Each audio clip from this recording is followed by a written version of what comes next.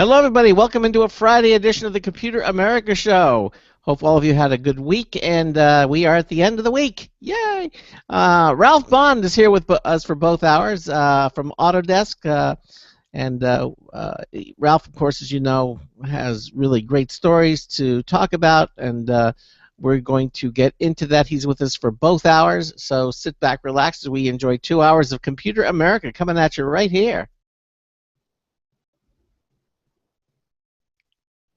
1 minute until showtime. Can you, Ralph, do you see Ben on AIM too with the screen name? Did that work? Yeah, he has me. Okay, good.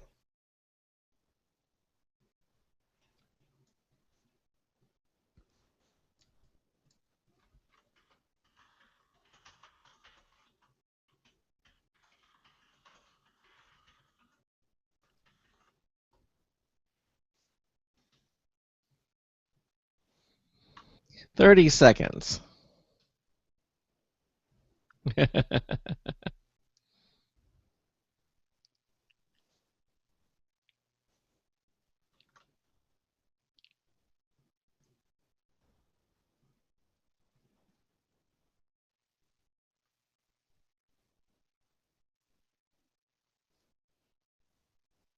Your show will go live in 5 seconds. 4, 3, 2, 1.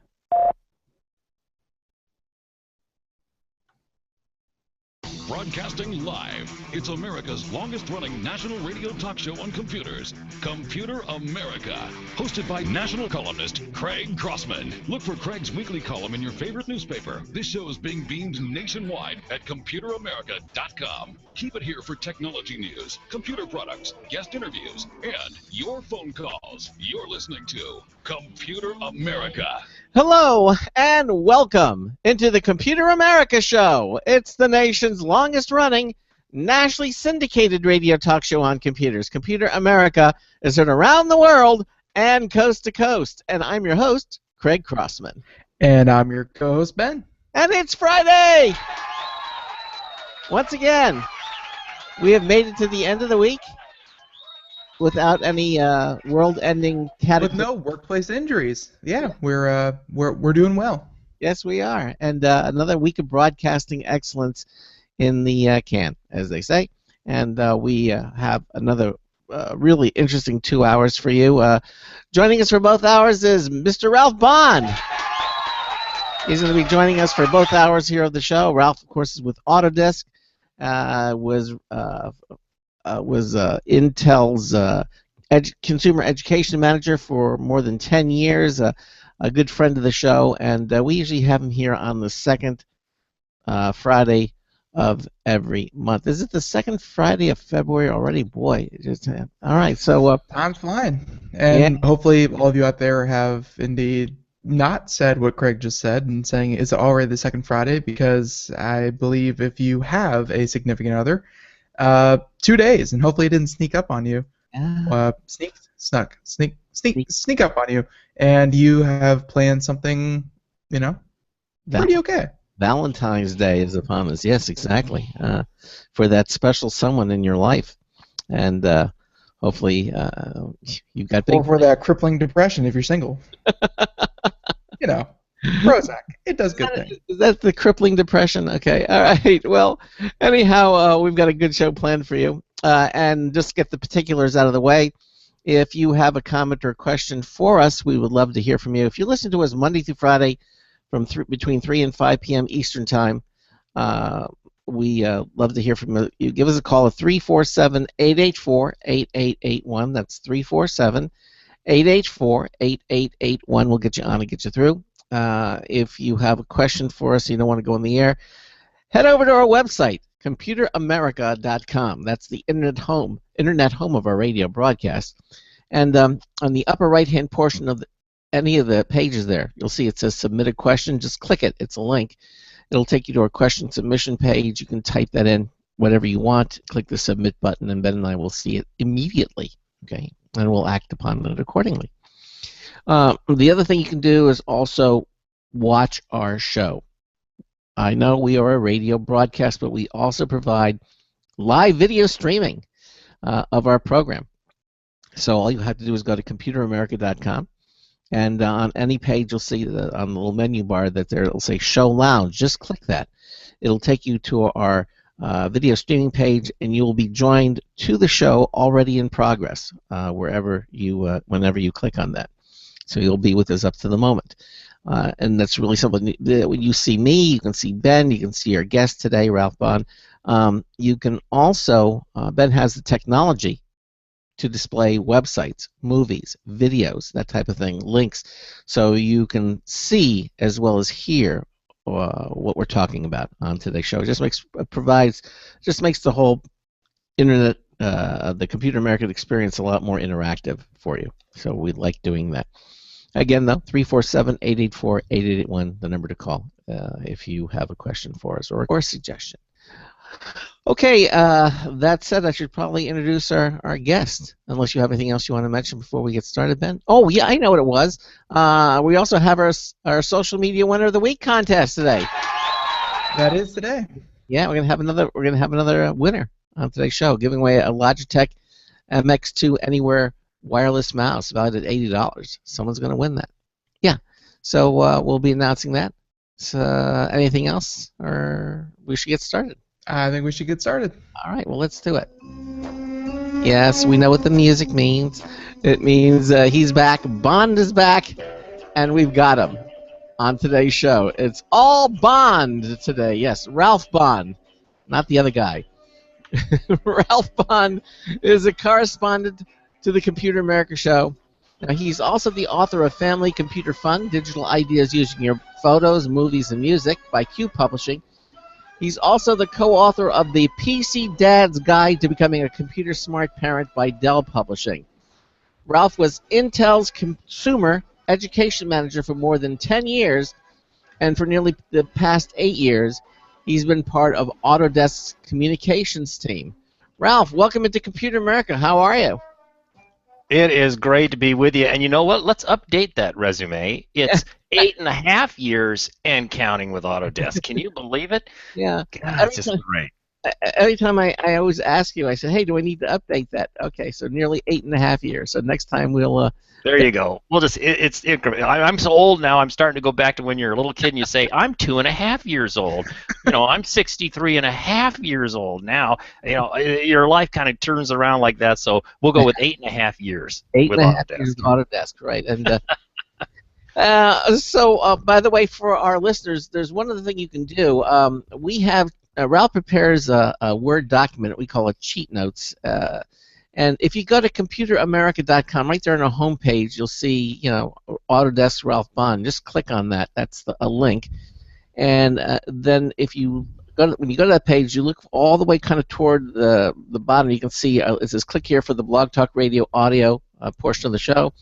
And then right below that it says cheat notes. If you click the cheat notes, it'll open up a Google Docs document in your browser, and you'll be able to see the document that we're going to be working from today. So again, another way for you to interact with the program. Everything is there, and in the cheat notes you'll see pictures and links that you can click on, which will just make, if you want to explore further, you can see the actual stories. So, which you can't do on the video because the video of the web pages, but the cheat notes will actually allow you, will give you additional links that you can click on. So just one more way you can interact with the program. Again, if you're doing it live, Monday through Friday, 3 to 5 p.m., you're with us live, it'll work. But even if you're after doing the show, you can still go to computeramerica.com and click on the cheat notes and get that for yourself as well. Just another way to interact with the program even more. Okay? So that said, I think we should get started. And this first one, I actually watched the video. There's a video of this, which is very impressive. How many of you have owned a Rubik's Cube? Hold up your hands. Let me see. 1, 2, 3, 4. Yeah, exactly. I mean, let's face it. I mean, when I got my Rubik's Cube, it was very daunting to try to solve this. And then you could download it. There's videos on how to not cheat, but basically how to solve the Rubik's Cube. I I'm not talking about pulling it apart and snapping it back together. I'm talking You don't mean tearing the stickers off and putting them back all on correctly? yeah, or just you can actually disassemble the cube too, but and then just kind of put it back. But no, the technique behind it you can learn. And then they came out with a robot. This was I think a couple of years ago, which would solve the Rubik's cube, and and it would go. You could watch it go, and after about 5 or 7 minutes, depending how scrambled the cube was, anywhere between maybe 3, 5, 7 minutes, it would solve the cube, and that was very impressive then.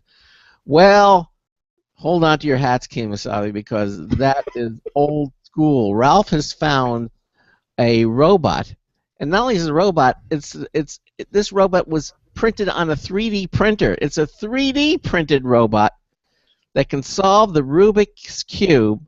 Get this, in under 2 seconds. In under 2 seconds.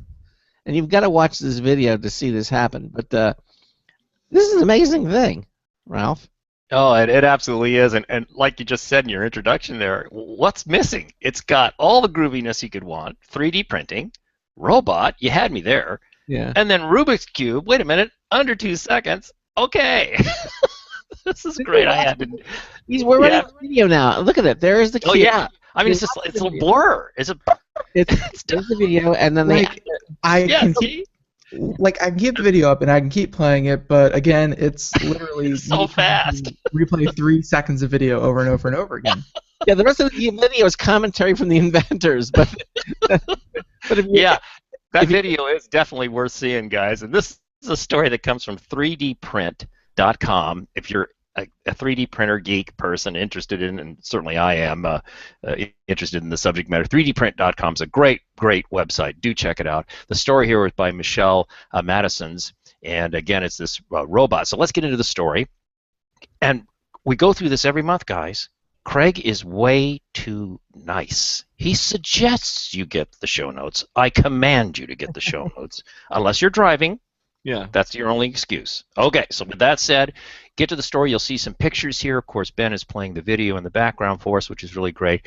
And let's go into the story here a little bit. It says, it appears that the topic of 3D printing and Rubik's Cubes has been in the news lots lately, Michelle says in her story. Just a week ago, we covered the Guinness Book World of Records record-breaking 3D printed Rubik's Cube. The previous record for the world's largest 3D printed Rubik's Cube was 17 by 17 inches, and it was held by the Dutch puzzle maker Oscar van Deventer. I hope I'm saying that remotely right. And now, Corin, go ahead. It's the evolution of inventors, deventer, Like decrement and increment? Very few people know about decrement. They all know about increment, but decrement is a great mathematician's term that throws people off if you want to geek people out. Anyway, that's his name. Go ahead. Yeah, and then it goes on to say, now, Corin Puzzle, that's C-O-R-E-N Puzzle, all one word, has stolen the spotlight, from Van Deventer with his 22 by 22 inch 3D printed cube, and you can see pictures of that in our article here. Then it goes on to say, but no worries, if you're trying to solve other cube-related activities, you can beat the 14-year-old teen who solved the cube in under 6 seconds, manually, mind you, okay? That's what that reference is. For 3D printing Rubik's Cube-related records, consider this most recent one. That's our story today. A 3D printed robot can solve the cube in under 2 seconds. What? The two men responsible for this amazing and fast puzzle-solving robot are Jay Flatland and Paul Rose. Now, when Ben was playing the video, you saw it ended and stopped, or it paused for a moment with the two fellows there. That's who we're talking about. And these two guys, they've broken a 2014 record that had a robot solving the cube in 3.253 seconds. So to go from that record to below 2 seconds, wow. This previous record was held by David Gilday and Mike Dobson, and it works by being hooked up to a smartphone. Kind of interesting. The new record is now, Wait a minute. I now have drumsticks. See? Hopefully. The new record is now 1.196 seconds, and it's held by Flatland and Rose's custom-made robot featuring a cube-holding frame, stepper motors, gotta love that, and USB-powered cameras that capture in high resolution the cube's form. So, if this robot is even faster than Gilday and Dobson's, how does it work? With stepper motors controlled by Arduino, I hope I'm saying that right, Arduino, and I'll talk about that in a second, a computer functions, as the robot's brains. Now, time out for a second here. What is Arduino? I had to look that up, Arduino. It says it's an open source electronics platform based on easy-to-use hardware and software. It's intended for anyone making interactive projects. Guys, had you heard about this before? Think of it like a Raspberry Pi, but like okay, their yeah. competitor. Oh, okay. So they're like an alternative to Raspberry Pi. Right, Got it. right. Okay, got it. Oh, thank you. That's helpful. With a 3D printed frame around the robot and 3D printed feet supporting the motors, the robot holds the cube via holes drilled in affixing the cube to the robot's arms. An algorithm works out the solution informed through a Linux app working out the current configuration of the cube via the cameras. Ha! It goes on to say, impressive, huh? It is no surprise that the robot's two inventors have applied for a world record. It looks like the competition, I should say, just got stiffer in the world of 3D printing, robots, and Rubik's Cubes. Sure, not all robots solving the cube are 3D printed, and some records are broken in the old-fashioned way by solving the puzzle with human hands. But for those interested in building 3D printed robots to solve the Rubik's Cube, there's definitely new and fast competition from Mr. Flatland and Mr. Rose's incredible machine, which you can witness in action in the video. And if you have the show notes, you've got the link that Ben was able to show you earlier. And the article actually ends by saying, tell us your thoughts on these new developments and so forth. You can use the link to go out there if you want to participate in that. That'd be great. But I just thought this was a really kick-in-the-pants story. I'm looking at the large 3D cube, 3D Rubik's. The big one, yeah. I mean, it actually looks kind of cool. He built the cube not all at once. In other words, each little segment, I guess, he 3D printed and then was able. I would guess yes. Yeah. Center with the center, it's kind of round in shape, is my recollection. That snaps into that. Yeah. And then Right. you build the cube. And just to kind of go back to the very beginning there, the corn puzzle, the one in quotes at the beginning, the 22 by 22, that was, and there might have been another photo, but this is actually the one that they're talking about. Oh, cool. Where the YouTube video was, and have either one of you seen this YouTube video? Like he did a live stream where he assembles the 22 by 22 oh, cool. Rubik's Cube. But check this out. He finally gets it all together. I mean, he spent an hour and a half building it in front of everyone. Yeah. And for anyone out there not watching the video, it's a giant black cube with 22 segments, and he finally gets it all together. Spent hour upon hour upon hour putting this thing together, and he decided. Well, there we go. And he decided to try to turn it, because hey, that's the point of a cube. If you're going to solve the puzzle, eventually you're going to want to turn it. And again, this is a couple dozen hours worth of work, and then something like this happens, which right there. Oh So, no! for anyone out there not watching the video, his 22 by 22 puzzle that he spent hours upon hours making himself literally explodes in his hands. Oh my God! But did it explode in under 2 seconds? That's what I wanted. If it did, then it gets a record. Look at all the little pieces. Now those little pieces themselves weren't fragmented. That was just the assembly pieces. Yeah, no, it just fell apart. That's hilarious. Hard. Well, it's sad, but it's also kind of funny. When that black cube was all together, Ben, I thought this would be the Rubik's Cube for someone who's a member of the Borg nation, right? Right. It's just as futile. And it's got that ominous darkness. Honestly, it probably went better that it exploded like that, because the video went viral, and it has over 2 million views right now. So. And we just added. Did he give up, or did he? I'm sure he rebuilt it. He rebuilt it again. Yeah. I'm sure.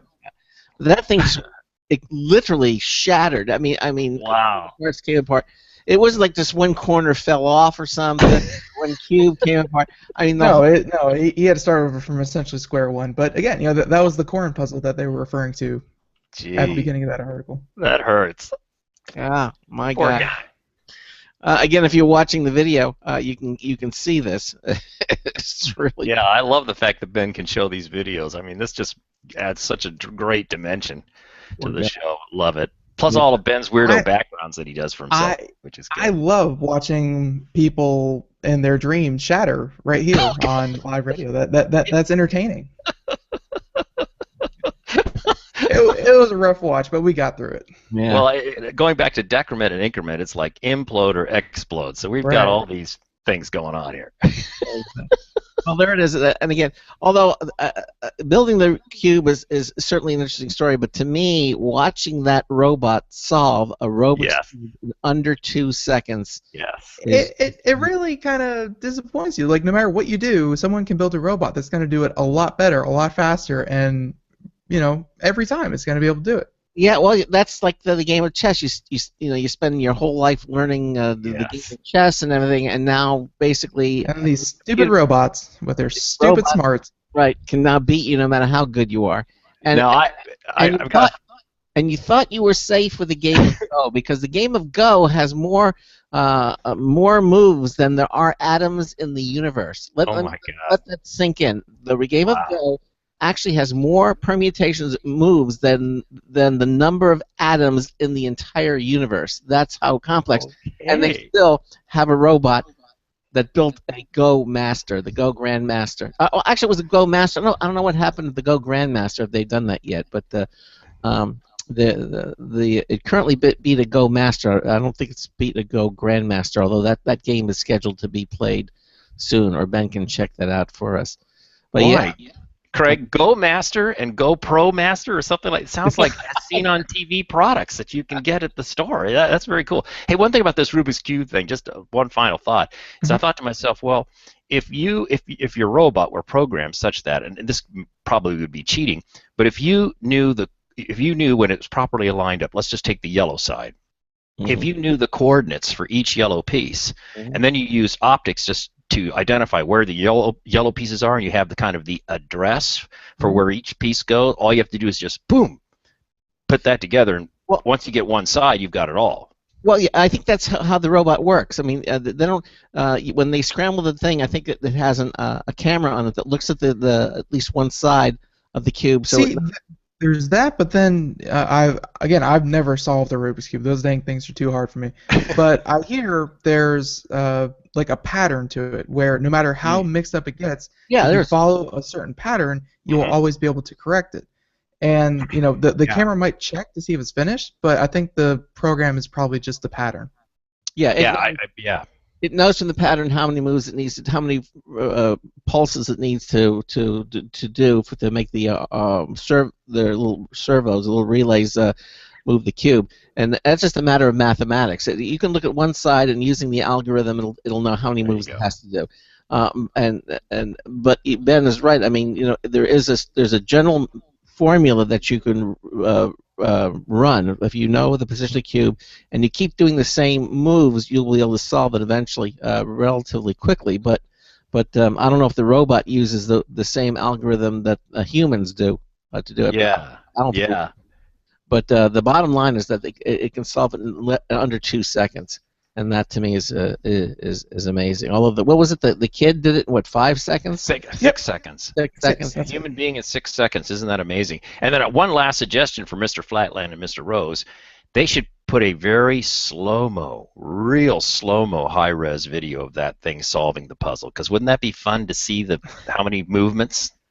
Right. Yeah, that's actually an excellent suggestion. They should put a slow motion video that's or just slow it down purposely so you can see what it's doing. I'd love to see the steps, right? And the steps, and then run it full time so you can see it at its quickest pace. I'm surprised it was able to do it that fast, and the cube didn't. The cube was didn't blow up. Didn't blow up. In other words, evidently it was rugged enough to stand that kind of a I guess. I don't know. That looked like a rough cube. That was either the test cube or something like that. But that was a rough looking cube. Or they was putting like WD-30, WD-40 into it, so that it'll That would rotate. be cheating. Yeah, exactly. So it would rotate without shattering. That is amazing. Yeah, fun story. And it's there, and you can see it. Okay, so we move on to our next story, story 2, and this Microsoft is in the news as usual with this one. And this story is about Microsoft testing submersible data centers. So what is it? There's not enough land on the. We had to put these data centers underwater. Why do we want to put them underwater? What, There's more to it than that, Craig. Mhm. It's Yeah. not a real estate problem, because here in Oregon, for example, where I am, folks, if you're not aware, I'm just outside of Portland, Oregon.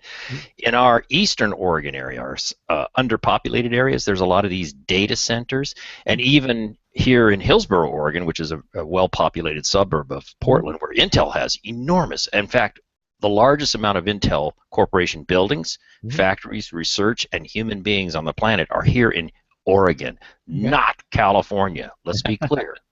Anywho, what Microsoft is up to with this story, it's all about cooling and trying to reduce costs of cooling the data centers, right? So, and by the way, this story comes from, now I work at Autodesk, as you mentioned before, and the part of the Autodesk family I work for is the architecture, engineering, and construction industry side, the software that we have for that whole industry group.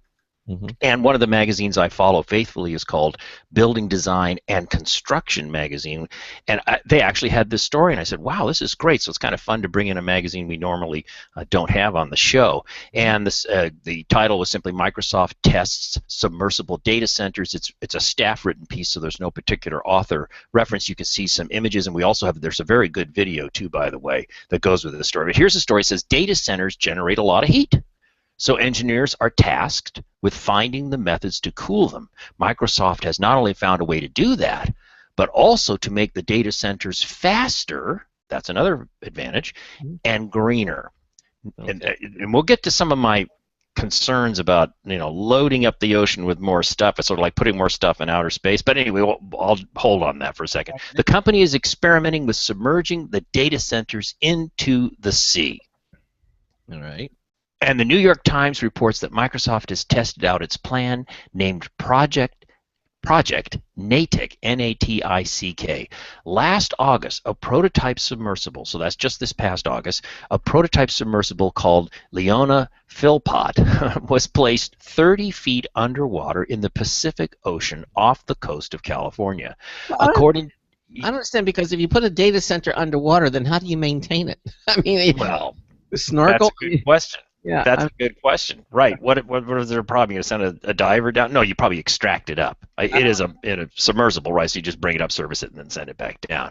But according to Engadget, the 8-foot steel capsule, and this is just a prototype, held a single data center rack and was enveloped in nitrogen to keep it cool. The prototype, which was controlled from the Microsoft campus over a 105-day trial, was successful, they reported. The data center was equipped with 100 sensors that tracked humidity, motion, and pressure, and didn't experience any hardware failures or leaks. The data center even ran data processing projects from Microsoft's Azure, I hope I'm saying that right, A-Z-U-R-E, Azure, a cloud computing platform. Now, while environmental concerns are being taken into account, the data centers are planned to be fully recyclable, and the prototype only emitted a small amount of heat into the nearby waters.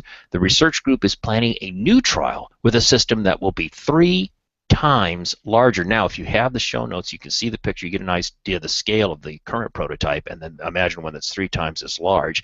And as I said before, they have a pretty interesting video you can watch as well. That's kind of fun. But I get it. I understand the cooling, energy savings, and so forth. I'm just a little concerned about dropping all these things onto the ocean floor. So, there's part of me that thinks it's really cool and interesting. There's another part of me that's going,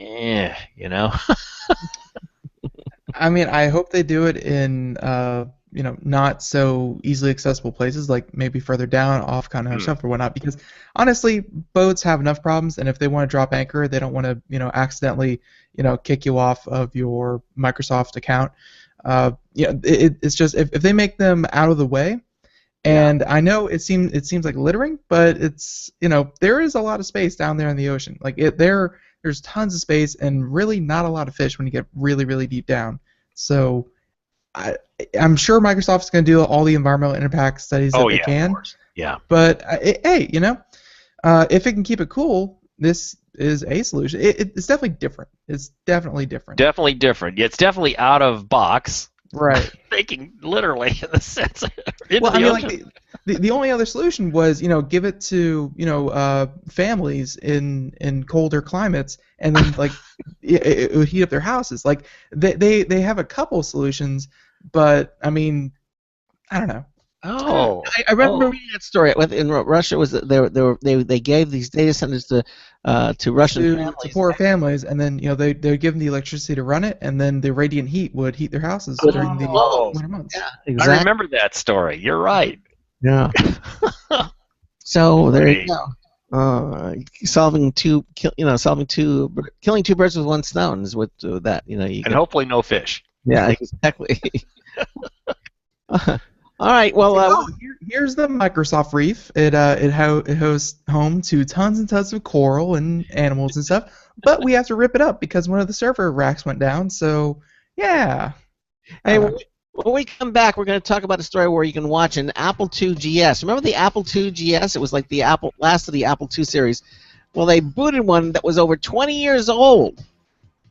After it was I don't remember that. Off. Yeah, the Apple II GS. It was the right after the Apple IIe and the 2C. They have the 2GS.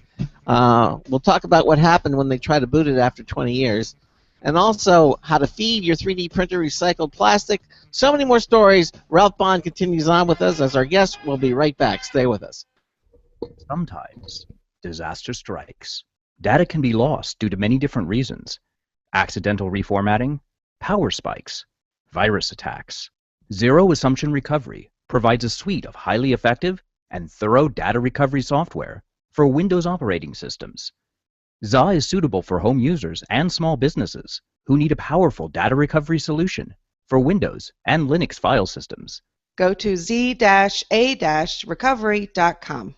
Sometimes disaster strikes. Data can be lost due to many different reasons: accidental reformatting, power spikes, virus attacks. Zero Assumption Recovery provides a suite of highly effective and thorough data recovery software for Windows operating systems. ZA is suitable for home users and small businesses who need a powerful data recovery solution for Windows and Linux file systems. Go to z-a-recovery.com.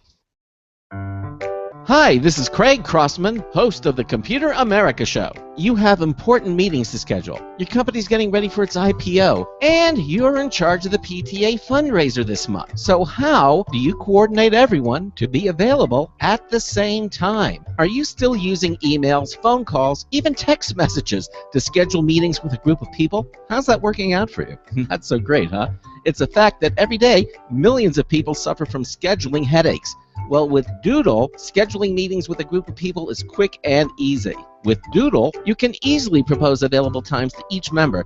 Each one checks off the times that they're available, and then you simply pick the time that works best for the group, all in an easy-to-read display that integrates with your existing calendar. Nothing could be more simple. Give Doodle a try for free, and like millions of Doodle users, you'll truly see how easy it is to find the perfect date and time for all your meetings. That's www.doodle.com.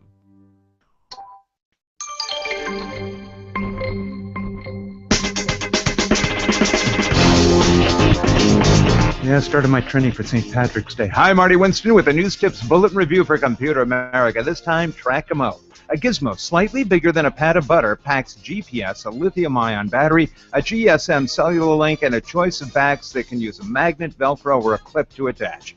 Trackamo is a fairly complete hardware device in a tiny package that also includes a year of monitoring so you can see where the thing it's on is and has been. Depending on what you have in mind, you can set it up for geofences, initial motion alerts, SOS alerts, or live tracking on the web or on its app. The web-based historical tracking covers 365 days of date, time, place, and speed. If you don't find a way to give it a micro USB power feed, the battery will need to be recharged in about 2 days. Bottom line, if there's a what's, where, when within your need to know, you may want to get your things to go with Trackamo. Marty Winston, News Tips Bulletin for Computer America. And 33 minutes past the hour, we are here talking all about, all these stories that Ralph has found over the past month, and there have been a lot of good ones already, even though we've only been able to do 2 in half an hour. Yeah. Not going for a land speed record, but we're knocking them out.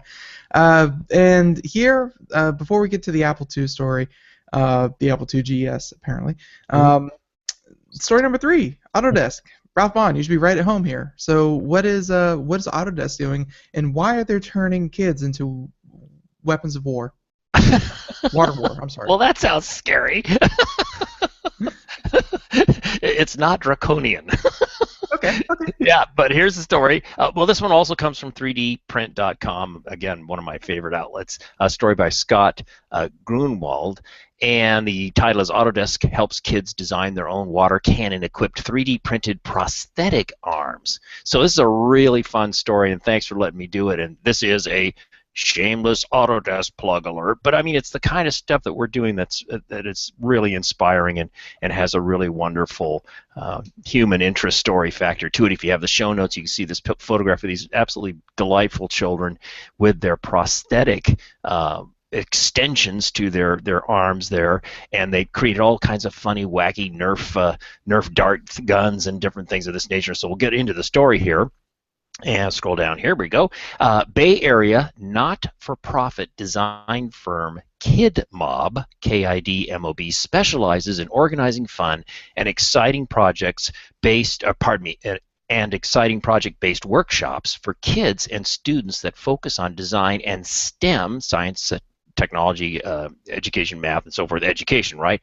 The group recently held their latest superhero cyborgs workshop that connected kids aged 10 to 15 with upper limb disabilities with professional 3D designers and engineers to create the 3D printable prosthetic arms of their dreams. So again, you take these kids who have the disabilities, maybe they've lost a hand or part of their forearm and so forth, and put them together with these engineers and 3D designers and so forth and see what would happen. The goal of the workshop was to help the kids reimagine the possibilities of prosthetic limbs and move beyond standard, boring prostheses. I can never say that word quite right. That's a tongue twister. And create assistive devices that suited their personal needs. Now, in this case, it was more like fun and fantasy. It isn't uncommon for a child to outgrow a prosthetic limb in a year.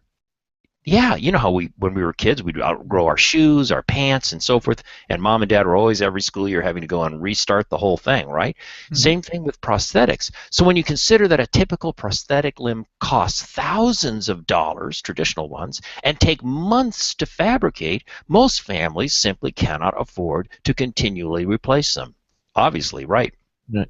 By the way, a segue here for a second, that's where this 3D printing revolution has just utterly transformed the whole world of prosthetics, especially helping third world people, landmine victims and so forth. There are people out there making prosthetic limbs using 3D printing that are able to make them inexpensively and get them into the hands of people that need that. So that's a little digression here. Back to the story. It says, however, 3D printed limbs usually when using the 3D printing technology here, guys, it says, however, 3D printed limbs usually take less than a day to 3D print and assemble and cost as little as $100.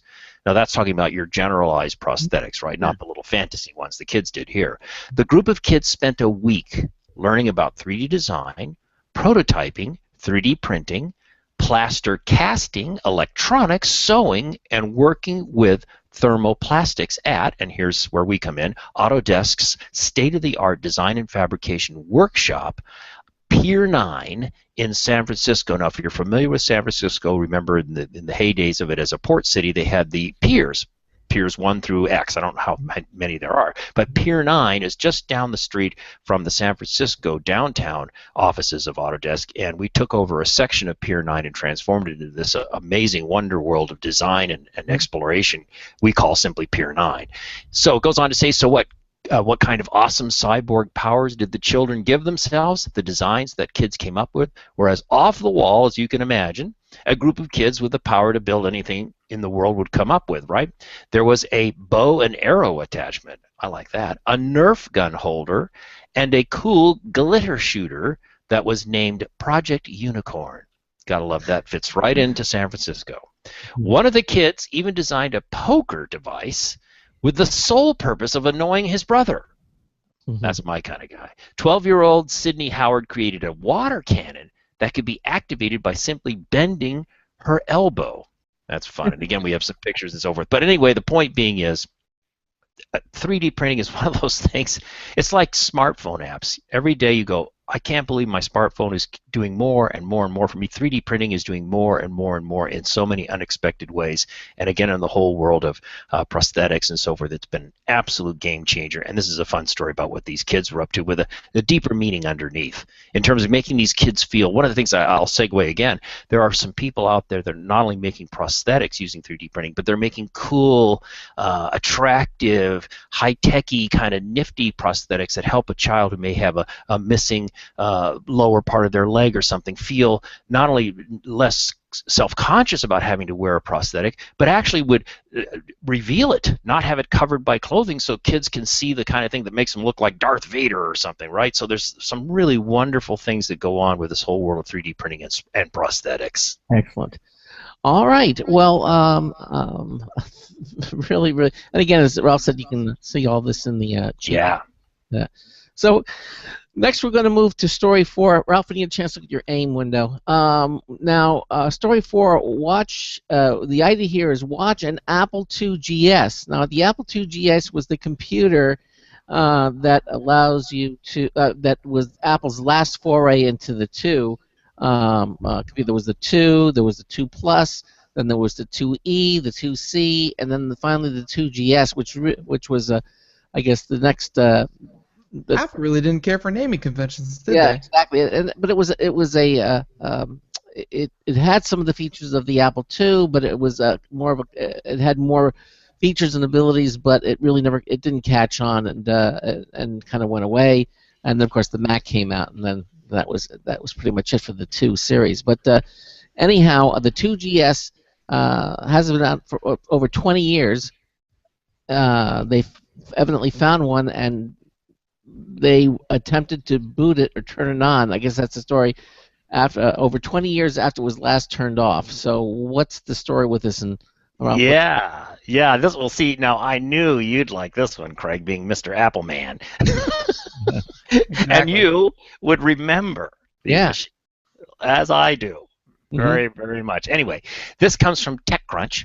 A story by a fellow named John Biggs, B-I-G-G-S, and John's stories are great. We've done his stories many, many times over the years on the show here, and a salute to John because this is a fun story. Again, the headline was "Watch an Apple IIgs boot over 20 years after it was last turned off," and there's an image here. The image caption says, and you can see the board, the circuit board, right? It says, "This is the glory days of through-hole electronics right here."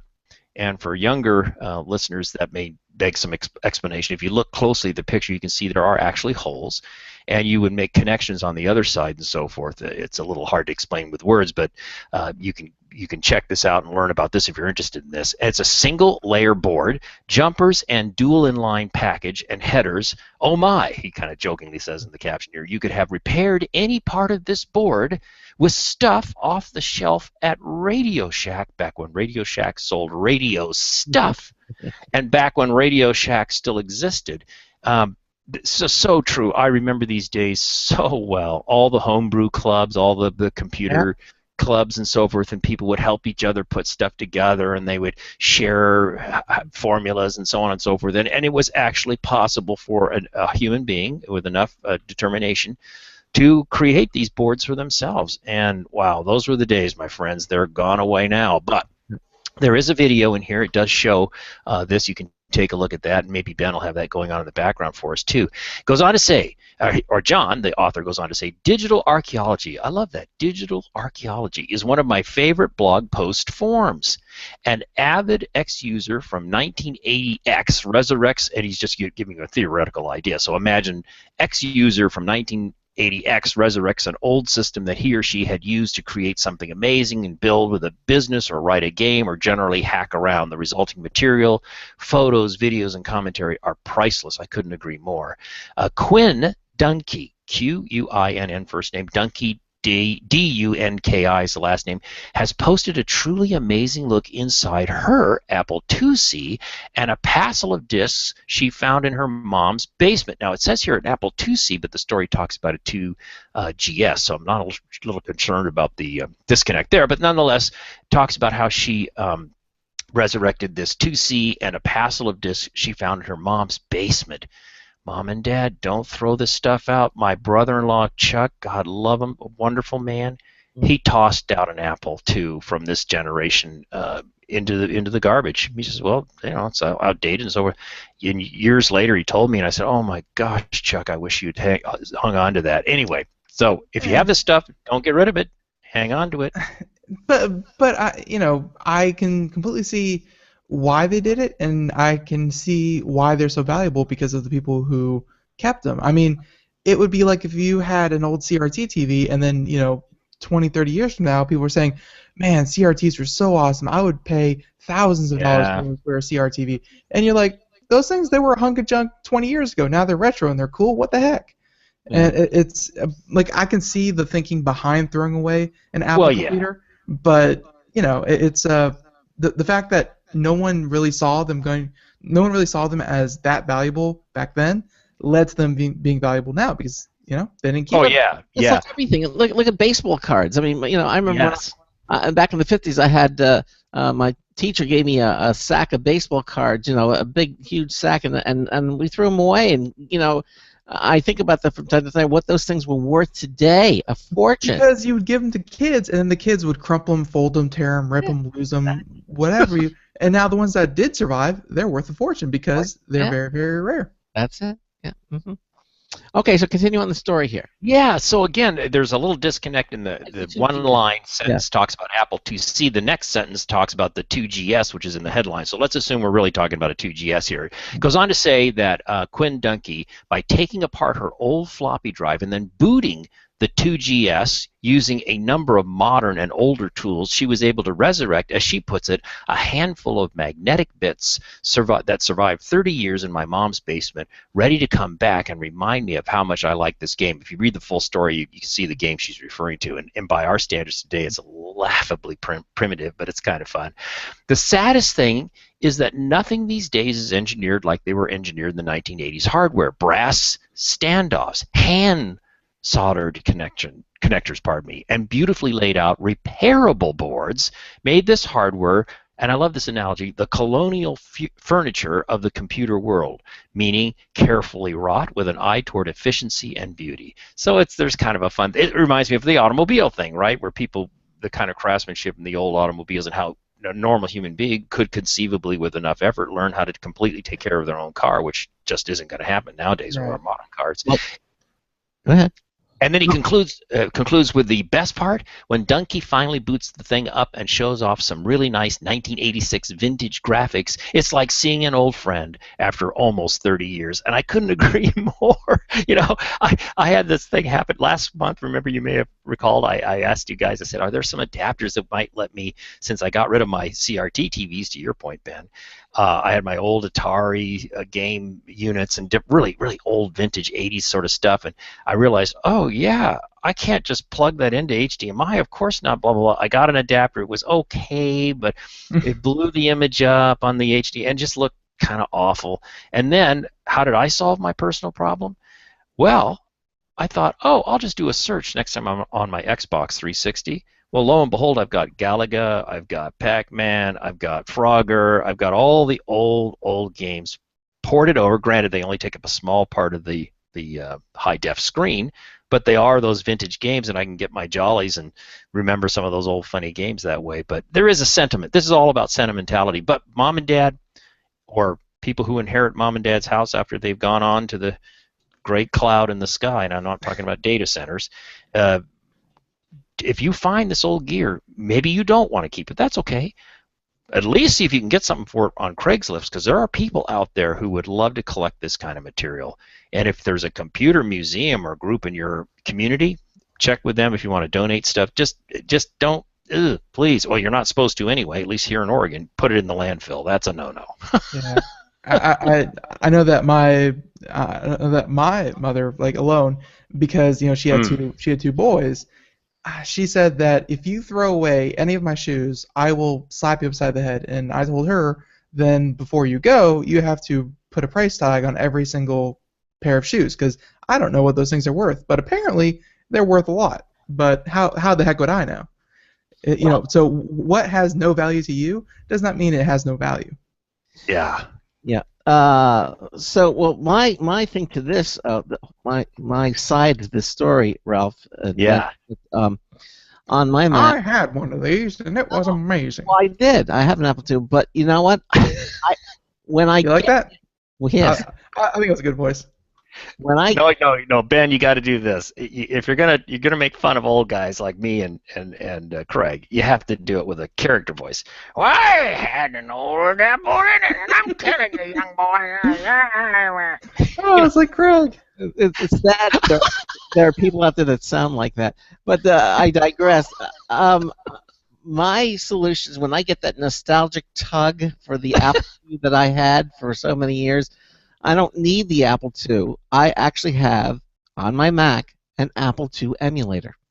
Excellent. And it's called Virtual 2. And you literally you run it, and you are presented with a floppy disk drive, a CRT screen, a green phosphor screen. You have everything that was on the Apple II. You literally take the disk, and it's got a beautiful graphical user interface. You grab with the mouse, you grab the disk, you put it into the drive, you close the door, you hit the power key, and it makes the same identical sounds that the floppy disk. Yes. Even the head moving. You hear all that stuff. You see. Hilarious. And you actually can run the programs that were, and there is a library of different disks with the Beagle Brothers software on it. All the old stuff that's there. I even have AppleWorks, which was ProDOS, which was after DOS 3.3. Wow. Yeah, they had ProDOS. You can run everything in 80. You can do an 80-character format as opposed to the 40-character format. Oh, yeah. And you can do all this stuff, and you could see that this was a work of love or labor of love by the guy. We actually had him on the Computer America show. We had the author of this. We should have him back again. That sounds great. And it's called Virtual 2, and it's available. So for all the Apple II, people who want to delve back into the world of the Apple II, everything works just like it used to. Even the reset key, everything you do, it all works, and it's fun. And it is. And you know what, Craig? There's actually, I guess, maybe a serious side to this for younger people. To understand why someone in my age group walks around with my mouth hanging open and drooling most of the time is for them to understand where we were 30 plus years ago and where we are now. It's actually instructional. So if you could say, hey, look at this display. Why, once upon a time, it was all monochrome, green or orange. There was really no graphics to speak of. You can go through it, but seriously, it could be very interesting and educational for kids to understand the wonder world we're in right now. They take it for granted, as well they should. I understand that. I mean, I'm coming from an age group where the IBM Selectrix was the wowie-zowie breakthrough technology. Even before we had personal computers in the office place. What? You can always find. I mean, there's always examples when we use. I'm sure they can people that. Oh, the phone with the little crank on it, and you're. Yeah. Oh, that's ridiculous. No, the one that I just saw the other day was, and Ralph, this is going to be kind of up your alley, but they still teach in architecture schools today. How to draw things by hand. Like, I actually learned how to do a floor plan by hand. But then in the very next class, they show you how to do the same thing on a computer much faster and much easier. but they still teach you the fundamentals about how to do it by hand, even if you never really are going to have to practically use it. It's good to know where the whole process started from. Yeah, that's an interesting comment. That really is, it resonates really well. Well, they used to teach astronauts, if they didn't have a calculator or something went wrong, how to do the math, how to actually do the math without using, computers and calculators. Oh, that. If something went wrong, then and you didn't know how to do the math to calculate trajectories and everything, you were in a world of hurt, So I don't know if they still do that today because it's so complex. Nah, they just get them all on iPhone. They're like, you got this. Yeah, exactly. Just keep it charged. Yeah. Oh, Mhm. yeah. Well, then we could start talking about slide rules and all kinds of interesting stuff if you want to go down that road. It's really kind of fun. It is. But seriously, I think there is something to be said about having people understand where we've come from in 30-something plus years or what. It absolutely still blows my mind every single day. Even what we're doing right now over the internet, video, audio. I'm in Oregon. You guys are thousands and thousands of miles away. What a miracle this all is. Yeah, it is. It's good stuff. This is good stuff. All right, I don't think we're going to have time. Just kind of start story 5, which is a feed your 3D printer recycled plastic. Yeah. Let's just start this, at least get that. Sure. A story by Xavier Harding with Popular Science magazine. Great, of course, publication. It says, feed your 3D printer recycled plastic.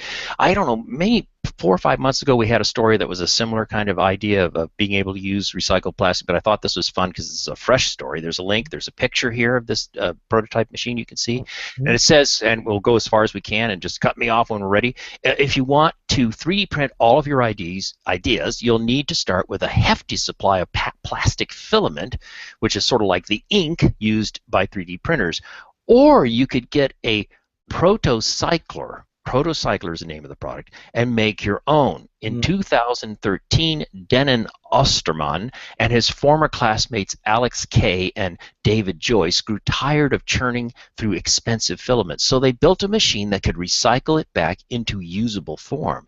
The $700 protocycler grinds scrap plastic, such as empty bottles and rejected 3D printed models, that part's cool, into digestible pieces, melts it down, extrudes it, and winds it onto a spool to ensure consistency. This is the smart part of it, by the way, guys. To ensure consistency, a computer-controlled diameter feedback system uses 2 cameras to accurately measure the width of the filament. That's the clever part, really. The other part's kind of electromechanical. There are a few drawbacks to recycled plastic, however. Although the protocycler's filament starts out with about the same strength as the standard stuff, it gets weaker with each reuse. That's interesting. Reprinting your model too many times might make it brittle and fail. Multicolored plastic also blends like paint. This isn't a problem at first, but eventually your filament will end up brown. But if you're doing experiments and stuff, guys, right, prototyping, whatever, why not? None of this is a big deal if you're using a printer to rapidly prototype designs when quantity matters more than quality. And they ends with a quote from Osterman. He says, anyone can 3D print something over and over again until they get it perfect. So again, it's the idea of being able to recycle material, and there's a link there for you to see more about the company that's offering this product. I thought it was a cool little story. Any idea on the price of something like this? It said $700, and again, if you click that link, maybe Ben can do that there at the end of the little story there. You can take a peek and see more information, but $700. And I think, I'm thinking for school situations, my wife is a tech support person at a high school, and this could be a wonderful thing for them. I think eventually it could pay for itself, in the save. Easily. Because what is this spool of the plastic filament cost normally? Yeah, that's a good question. We could Google that real quick and maybe find out, because I have not purchased spools of filament. I've of course seen them in action and so forth, and my wife certainly does over at the high school where the kids do this stuff. But I should ask her if she were around. I'd say, hey, what does this stuff cost? Because I'm sure it's not cheap. Oh, I mean, let's say it's 20. Let's be conservative. Let's say it's $20 or $30 a spool. Yeah. Divide that into $700, and that's how many spools. And once you're past that point, this thing is really paid for itself. And obviously, the cost of soda bottles. Well, good grief. Here we go. Looks like between black, brown, blue, depending on what thickness and whatnot. They seem to be about $30. Yeah. Wow, so that's significant, guys. Yeah. Now, here's a question for you, as let's be electrical mechanical, or rather mechanical engineers for a moment. You see the picture, and it shows two your clear plastic water bottles or pop bottles, whatever they are, and they've still got their labels on them, which I presume would be some kind of a plasticky, or not plastic, but a paper-like material. So do you have to strip that off before you shove it in there, or does the heating process just sort of burn that stuff off? And if it's burning that stuff off, is there any output of gases or smoke or anything that you have to be dealing with? I just thought about that, looking at those two bottles going in. What's going to happen to those labels? I would assume that you would have to strip the labels and clean it to some extent. So, too. Just so your filament doesn't come out sticky with Coke or something. But no, take it off, clean the bottles, and then use it. I would assume. Yeah, that would be, if those guys were here with us on the phone, I would say, hey, a couple of questions. If it's $30 a spool, that's 10 spools is $300. So there it is. That's 25 spools, and you've paid for your protocycler. Well, and also they made the point. Look, you see the little Yoda statue in the photo. Yeah. If you make a prototype and you're done with it, or it's not what you want, instead of just having it sitting around or go, God forbid, in the landfill, boom, put it right back into this grinder, and away you go. Yeah, exactly. I think, as I said, after 25 spools of it's going to pay for itself. And if you're using it in that kind of quantity or in an educational environment, I think it would eventually. Well, and as I was saying before, guys, I absolutely could see this in school situations, again, like the big 1,600 student high school that my wife's the tech support person for. This product could be, you probably could get the parents to fundraise and buy one of these things easily, because it's the kind of thing that's sort of also sending a nice recycling message to the kids. I think the idea is great. I would love to see it in action and love to see what the output is like. Okay, then when we come back, some of the stories that we're going to be doing is a magical gadget that scans your food to reveal its nutritional value. Something that you hold in your hand, a little magic that'll actually scan your food and tell you what the nutritional value is. Another story is going to be scientists are finding a way to make concrete on Mars, right? And the story talks about artificial intelligence robots in battle for the Earth. Will it happen? And some great wearable devices too. We have our social media winner of the week coming up when we get into Hour 2 of Computer America. We'll be right back. Don't go anywhere. Broadcasting live, it's the only national radio talk show on computers to air every weeknight. Computer America, hosted by national columnist Craig Crossman. The first hour's behind us, but there's still more of tech news, tech talk, and your phone calls. We're being beamed nationwide at ComputerAmerica.com. You got computer problems? Bring them on. You're listening to Computer America. Computers run the world, and we run computers. Call us or send us an email to live@computeramerica.com. Hello and welcome into Hour 2 of the nation's longest-running, nationally syndicated radio talk show on computers. This is the Computer America Show, and I'm your host, Craig Crossman. And I'm your co-host, Ben. And we continue on with Ralph Bond, our correspondent for us this week. We're going to have our social media winner of the week as well coming up in the next half hour. It's all happening here on Computer America. And we are doing stories. Again, you can follow along with us. Just head over to ComputerAmerica.com. Click on the current show for today. You'll see Ralph's picture there. And there's a link on a page that says Cheat Notes, and you can see all the images and download them. Download the cheat notes. You can see them in your Google Docs document, and you can follow along with us. Or you can give us a call, 347-884-8881. We'll get you on and get you through. All that's available. And also watch the live streaming video. Again, all available on our show lounge at ComputerAmerica.com. So, Ralph, we're going to continue on here, and this next story here is this is a little gadget you hold in your hand. It looks like something like the size of a cigarette lighter, that you can carry in your pocket. And this is a gadget that you can use to scan your food, like a slice of cheese, a cracker, whatever, to find out its nutritional value. How many carbs or calories or what's on your plate. And this is very interesting. Yeah, I could definitely see going to your next party. We just had the Super Bowl, so imagine if you went to a Super Bowl party and the hors d'oeuvres, the chips and stuff. And you'd pull this thing out and go, the calorie count there is a pretty high, so I want that one.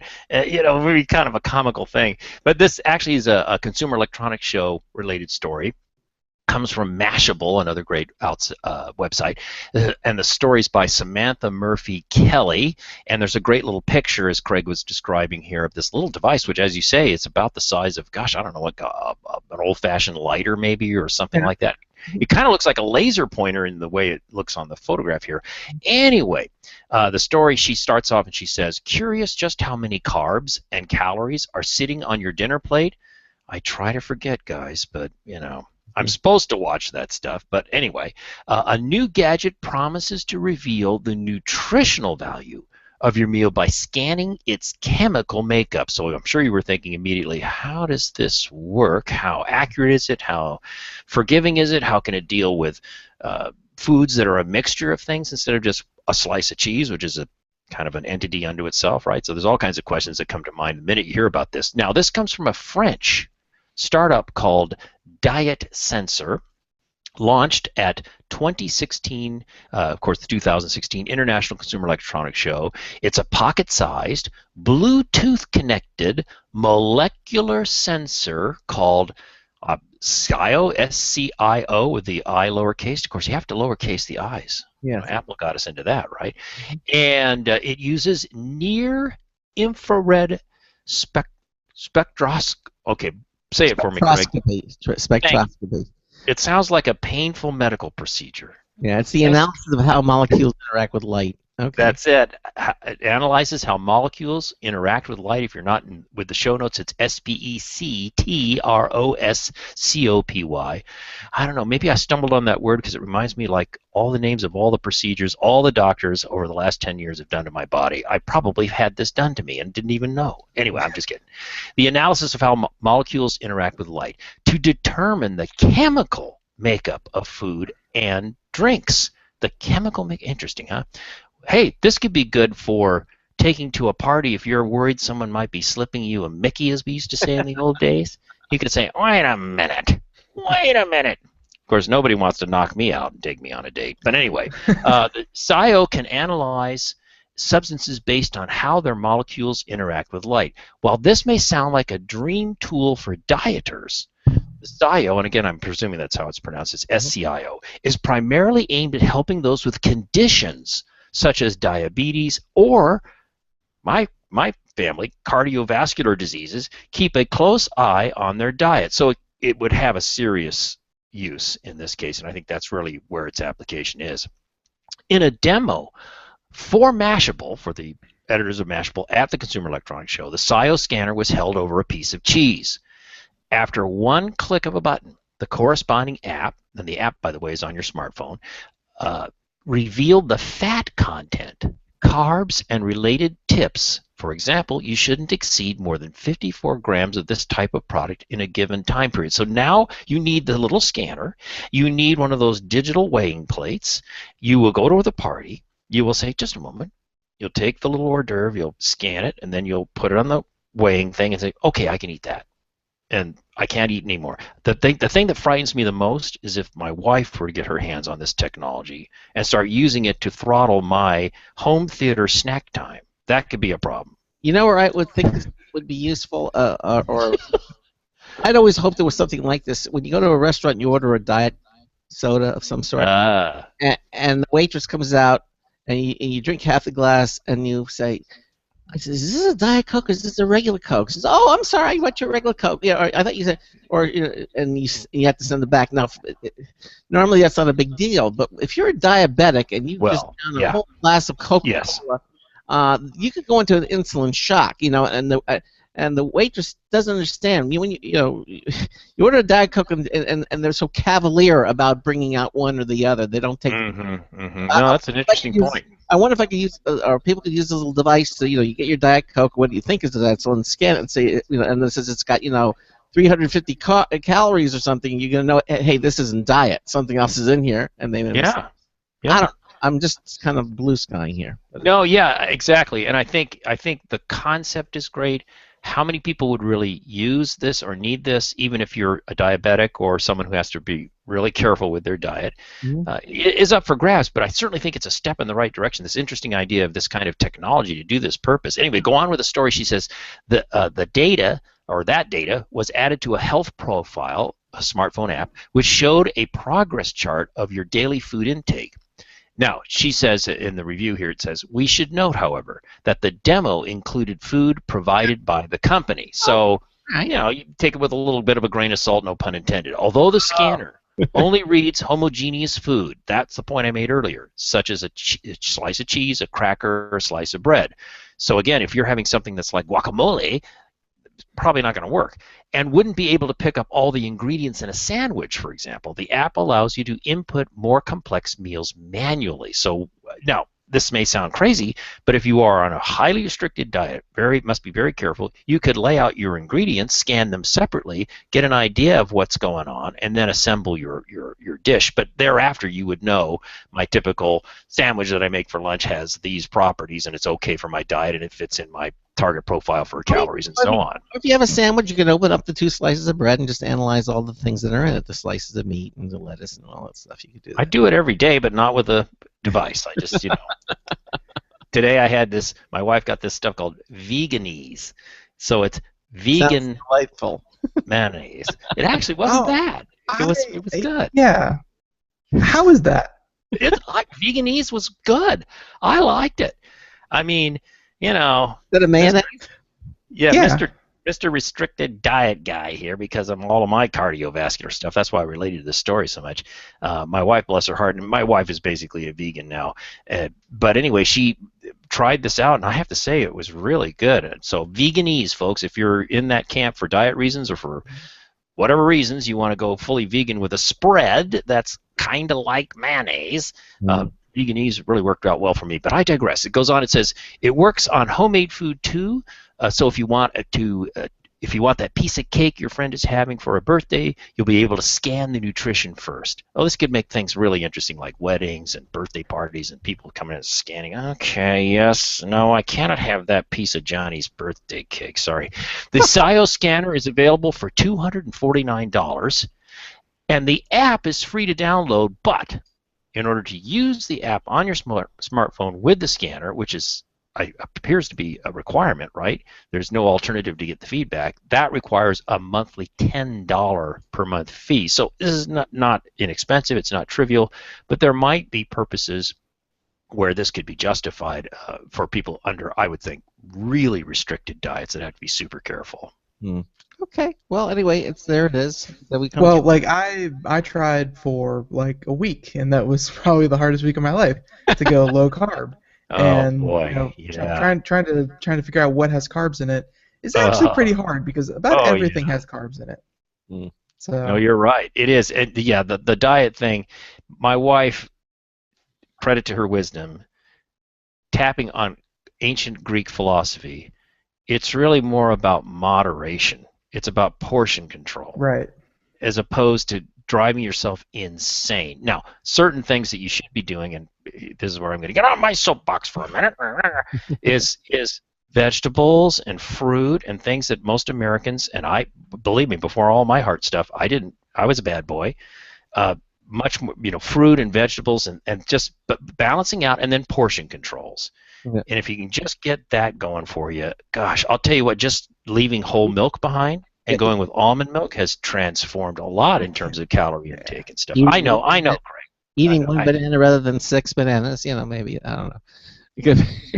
At least if you're going to binge on something, a banana is probably not a bad way to go. Yeah, it's the best for you. I love those corn chips, and it's those Cheetos. God, I still love Cheetos. What's that salt to sugar ratio that of course that I love, my wife loves? You have to have that balance. It's part of the major food groups, isn't it? Yes, it is. Absolutely. It must be the smallest food group, though, is the problem. Oh, God. We're continuing to do stories that Ralph finds for us. Again, you can see them all on the cheat notes at computeramerica.com. You can just go to today's show and you can click on the cheat notes link, and it'll open up the Google Doc document. You can see all this for yourself. You can see a lot of it on our Computer America live video that we're doing today. Again, if you listen to us Monday through Friday between 3 and 5 p.m. Eastern Time. And this next story is 7. Yeah. Did you see The Martian, the movie? I have not. I've heard it's great. Did you like it? Yeah, it was good. I mean, it was very one of those. It was fairly realistic as to what what to expect as we make our endeavor to Mars. It took place like 20, 34 years in the future. Wow. I think it was very realistically done. Well, anyway, this story here, one of the things that he was more concerned was was food, growing food. Mm-hmm. However, I guess there will be one day a need for us to manufacture concrete on Mars for building structures, and evidently, according to the story, they found a way to make concrete on Mars. Yeah, this is a fun story. It's from Engadget, and a story by a writer that I've read his material for many years now, John Fingas, Fingas, great writer, Engadget. Check it out. We've got the link for you and a cool kind of artistic image here as well. And it says here, if humans are ever going to have a long-term presence on Mars, they'll need to make their own buildings. Well, yeah, because it's not like even the moon, or certainly not like the International Space Station where we can shuttle materials up, right? That's just not going to be a viable option. They can't count on timely shipments of materials from Earth. But how do they do that when the resources they will have will share little in common with what they knew back here on Earth? Now, Northwestern University researchers have an idea. They've developed a concrete that uses Mars native materials. Cool, huh? Now, you only have to heat sulfur until it melts, mix it with an equal part of Martian soil, and let it cool. The finished concrete is very strong, easy to work with, and recyclable. So you can be even green on Mars, right? The red planet, you can be green on the red planet. You just have to reheat it to get some building supplies back. Now, time out for a second. I like what I'm hearing so far, but wait a minute. What's my mechanism for creating the heat? To heat the sulfur, right? What would I be doing for that, guys? Rocket fuel. No. There's definitely some kind of chemical reaction that can get very, very high heat just by touching the two materials together. That's good. I was wondering if you could have like solar mirrors or something. I don't know. Anyway, that part intrigued me, the heating up part, because they just mentioned it in the story without saying it. On Mars, you could theoretically do this. Plus, also, where the heck do you get the sulfur from? Is that found natively on Mars as well? I'm going to guess yes, guys. That was my guess as well. Obviously, we need more research to be fully informed, but I think the idea is really fun. It says here, any need for Martian concrete is years away at best, of course, but the discovery is still crucial. It suggests that explorers won't have much trouble transitioning from short-term shelters to more permanent structures. Also, any would-be settlers can afford to pack light. Rather than carry every possible building material they might want, they could bring just the essentials and build more once they're established on the red planet's surface. So it is an intriguing idea. By the way, about almost a year, I guess it was a year ago this month, I went to this exhibit or this special event in San Francisco called REAL, R-E-A-L, 2015 at the time, something that Autodesk hosted and a bunch of other companies collaborated with. And one of the exhibits was this group of researchers who had worked on how can we make 3D, talk about the filaments, how can we make 3D material from moon dirt, if you will, that could then be 3D printed. That was a kindred spirit to this kind of idea. How can I make a concrete out of the materials on Mars using a process that's doable on the surface of the planet? So fun stuff. A lot of cool thinking going on out there. Yeah, and again, you can see all these stories and links and everything at on the cheat notes. Okay. Now I want to move down to story 13, because virtual reality obviously is one of our stories. We talked about VR. We actually talked about the kind of computer you're going to need to power your Oculus Rift. That when you get it. Right. And that was one of the stories that we did. Well, I think the story 13 deals with virtual reality. And it talks about virtual reality powered theme park rides that will blow your mind later this year. So tell us about. Yeah, this one obviously caught my attention right away. From Techno Buffalo, another great website. Story by Jacob Kleinman, and it's really a good one. And the title is VR-powered theme park rides will blow your it should be your, not you, blow your mind later this year. So let's get into this. This is really this will sink in and you'll go, oh yeah, because it's not only creating an entirely new attraction, which could be the case, but it's also, you're going to find out in a moment, retrofitting or augmenting an existing roller coaster. Bear with me, you'll see where this is going. It says virtual reality and theme parks may not seem like an obvious match. Excuse me.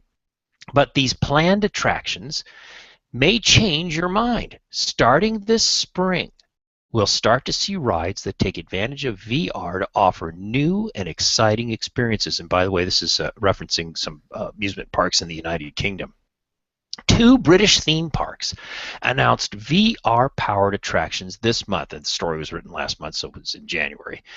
Alton Towers will turn one of its roller coasters, so here we have an existing roller coaster, okay? So Alton Towers will turn one of its roller coasters into an outer space adventure using Samsung's Gear VR, while Thorpe Park is prepping a terrifying new interactive experience powered by HTC Vive. Now, at Thorpe Park, the Ghost Train will feature a 13-minute journey through fear, mixing pre-recorded material, live action, and special effects. So it's really a multimedia, multi-experiential thing, right? Hybrid of technology and real materials, virtual reality and real. The HTC Vive device makes it possible for each passenger, to have their own unique experience with 12 different journeys and 2 possible endings to choose from. So not only are you taking, in some cases, existing rides and augmenting them or creating new experiences, but you're giving personalization and variables to it. So from a selling tickets point of view, someone could say, yeah, that Ghost Train was really cool. You should try option D. It was really cool. Oh, let's go back in and buy another ticket, right? You see the business part of this is interesting, too, from my point of view. And because it could be changed, too. It could be this season's version of Ghost Train. And you could have retro Ghost Train experiences, right? So there's all kinds of business possibilities that lit up in my head when I was reading this. Here's a quote. It says, "It will completely rewrite the rules of what theme parks do," says popular British mentalist, I love that, and magician Darren Brown, who was tapped to design the new ride, meaning the Ghost Train. "I believe this presents the future of theme parks across the world." I do agree. I think this is profoundly interesting in lots and lots of ways. Ghost Train takes place, on an actual train car, get this, suspended midair by chains in an old warehouse, suggesting Brown plans to take advantage of the Vive's front-facing camera to offer a spooky augmented reality experience. The ride opens this spring, though you can already reserve a spot online. Isn't that funny? Now, meanwhile, Galactica takes a slightly more traditional approach. Riders will strap into the roller coaster, so they'll get into an existing roller coaster car, place the Gear VR over their eyes, and shoot into quote-unquote virtual space, it should say. The theme park says it's developed a solution to stop motion sickness by restricting head movement. It also designed a special tether system to keep the headset in place. And this ride, Galactica, opens in April, coming up pretty soon.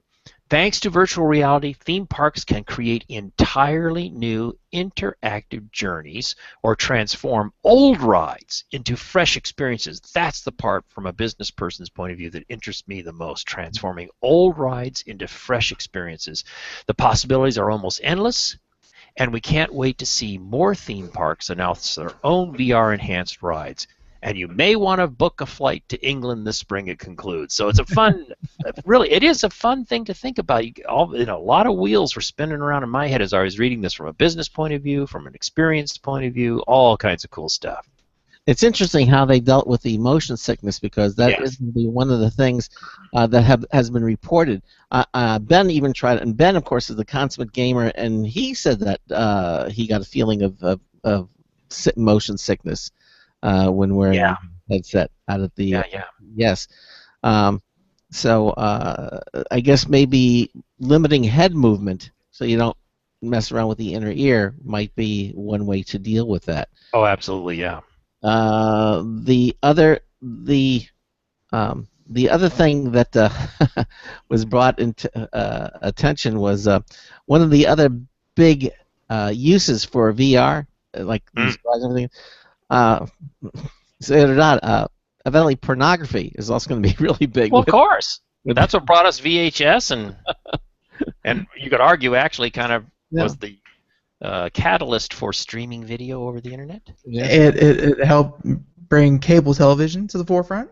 I mean, Let's just yeah, it is what exactly. it is. But going through the story, the first thing that leads to mind was I don't know if either of you have ever been to Disney Quest. No, I have not. It's like Disney an offshoot Quest. of Disney. Yeah. Huh. And there, I remember going back in like 5th grade, they had a Disney Quest. 5th grade for me was, I don't know, 15 years ago or something like that. But 15 years ago, they had this chamber that you climb in, 2 people to a pod, and it was on the hydraulic arm, and you could make your own roller coaster. And of course, it just had a screen on the front of the pod. It would come down and enclose you. But at the end of the day, you're riding around on a roller coaster that you built with the twists and the turns and the dips and everything like that. And it wasn't truly virtual reality because you're just looking at a screen of what you made, but it felt like it. So hearing about this, I mean, everyone could have almost that same experience, but just more personalized and easier to do. Like I've experienced something like this 15 years ago, and it was a heck of a lot of fun. Oh, yeah, and as you were speaking, I was thinking when you mentioned Disney, who now owns the Star Wars franchise, and Right.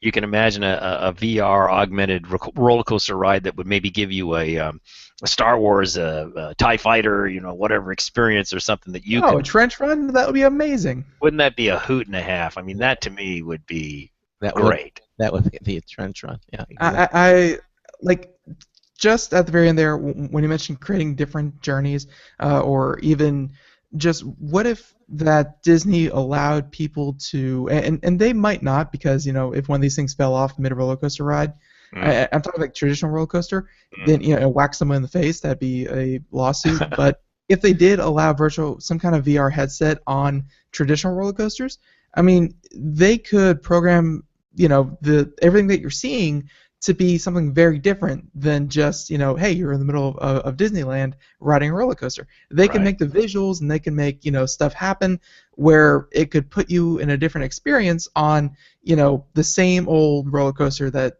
someone may have ridden 1,000 times. Exactly right. Exactly right. And you could even have, let's take the Matterhorn roller coaster, really, in the original Disneyland in Anaheim. You could actually have this next sequence of rides will use VR. The next one will be traditional, no VR. You could mix it all up, right? I mean, you could repurpose these existing rides and properties like Space Mountain at Disneyland. I don't know if they do. Do they have Space Mountain in Orlando? I guess maybe they do. Yes, I've been there many times, but I just couldn't remember if they had that ride. But yeah, the possibilities are endless. And put this kind of stuff in the hands of the Disney Imagineers. Oh yeah, I think it'd be cool. Roller coaster. Ben actually got to go see Space Mountain with the lights on. Yes, I did. Oh. Yeah, it was very, very cool. But roller coaster ride engineers, they're all about creating the experience, and VR is all about creating the experience. It's two technologies that I think would go very hand in hand. Yeah, agree. So that's why I love this story. I wanted to share it with you guys and the audience, because I just think it's really a mind teaser. Right. The amusement park of 10, 20 years from now definitely won't look like what we've known them, because back in the day, we can say this, in Craig's day, going to an amusement park was here are rides that you're never going to see anywhere else. Here are merchandise you can buy nowhere else. Here's food. Like it was just what you could see. But I mean, in 10, 20 years, everything's going to be augmented / virtual reality going through these places. It's going to be a different experience almost every time you go. Yeah. Oh yeah. And then I can't resist this. Imagine a shiatsu massage electronic chair combined with VR, and Craig's interesting comment about pornography. I mean, there's so many possibilities here. Yeah, there are. Yeah, you wouldn't have to go anywhere. You know, they say you could just be, just put on your Oculus Rift. I think Futurama had an episode where they covered this. It was "Don't Date Robots." So yeah, don't date robots, folks. There it is. You see, it's even by the great minds that they've already thought of this stuff. There it is. Oh gosh. Yeah, it could be reality. You know, they'll have virtual cotton candy too. You know, and elephant ears, and you know, why go to the fair? They did have that one device that could actually recreate different tastes based on like smell. Wow. Yeah, you never have to leave your home again. You know, that's it. Although, that might not be a good thing either. Anyhow, although for those who are, you know, physically challenged, you know, of course, this is actually something that would be extremely useful. I mean, that would be one. I mean, let's face it. One of the big things for autonomous cars are looking ahead, and not for me to go driving, but people who can't drive automobiles. You know, for one reason. Of course, yeah. Yeah, you're right. No, you're right. I mean, yeah. I mean, if you're blind, you know, if this visually challenged, or exactly. Exactly. Blind, have seizures, have heart problems, or you know, just you can't drive anymore. You can now have an autonomous. You can own or use. Well, not now, but in 5-10 years, oh yeah, it'll totally be a possibility. Yeah, exactly. You know, I think today on the National Public Radio there was some story about Google. What was it? The Google car got some approval or something from the Department of Transportation, the federal. I can't. Are you talking about the? We almost did the story, but I don't think we did. Where they got approval to make delivery trucks. Maybe that's the story I'm thinking of. I know it was on today's NPR radio. There was something they were talking about Google and getting some kind of government breakthrough or approval or something.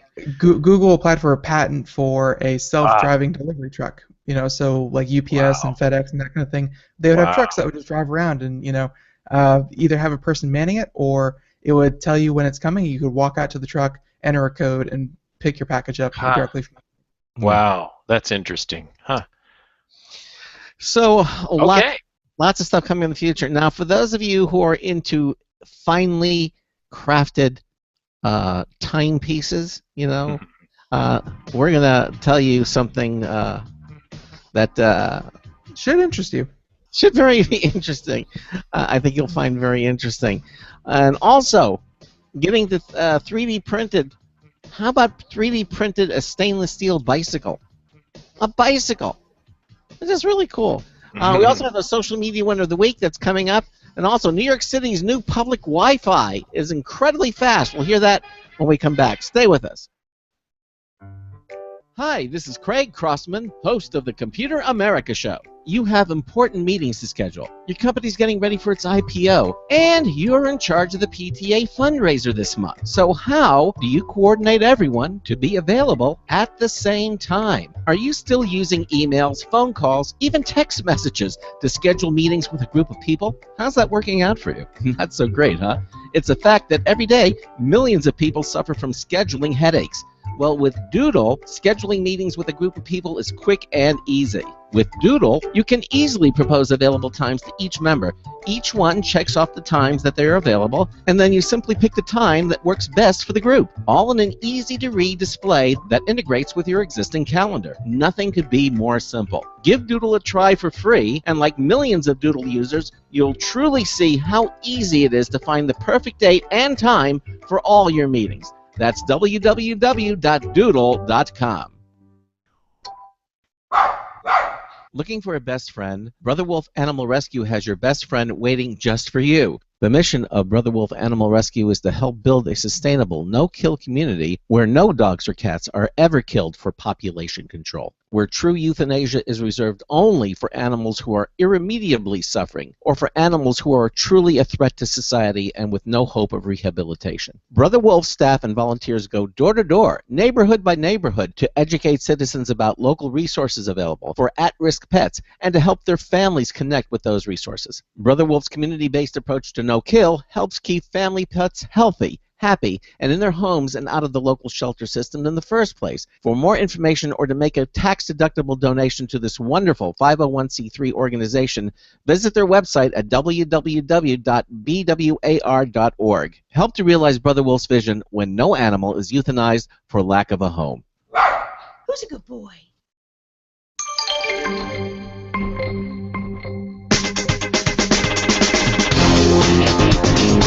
Lunch, they had 3D printed macaroni. Hi, Marty Winston with a News Tips Bulletin Review for Computer America. This time, the rigid 18-volt Stealth Force pulse driver. Big ones are hammer drills. A bit smaller come the impact drivers, and now Rigid opens a new category with their 18-volt Stealth Force 3-speed pulse driver. It features a brushless DC motor powered by a 2-amp-hour lithium-ion battery and runs quieter than most drill driver power tools. Its max no-load speeds in its 3 ranges are 1,000, 1,800, and 2,400 RPM, with great variable speed control in its trigger. A trio of white front LEDs keeps the target well illuminated. It fits standard 1/4-inch hex shank bits, so bottom line, with more power, more control, and less noise, the new rigid 18-volt Stealth Force 3-speed pulse driver is easy to love. Marty Winston, News Tips Bulletin for Computer America. Right. So, welcome back to the Computer America Show. To me, it sounded weird, but anyways, before we get back to Mr. Ralph Bond, and we are, fast approaching the end of the show, unfortunately. Before we get back to Mr. Ralph Bond, we have something to do that we do every week that we enjoy doing because we enjoy you folks, and by you folks, we mean the prize winners who are eventually, let's see. The audience is not divided by prize winners and prize losers. It's divided by the prize winners and the yet to win a prize. So there you go. Okay. And we're going to turn one of those former into the latter, maybe. All right. Now Ralph got his special real digital drums. You see the actual drumsticks, rather. He's all set for that. And we're going to do it right now. This week's social media winner is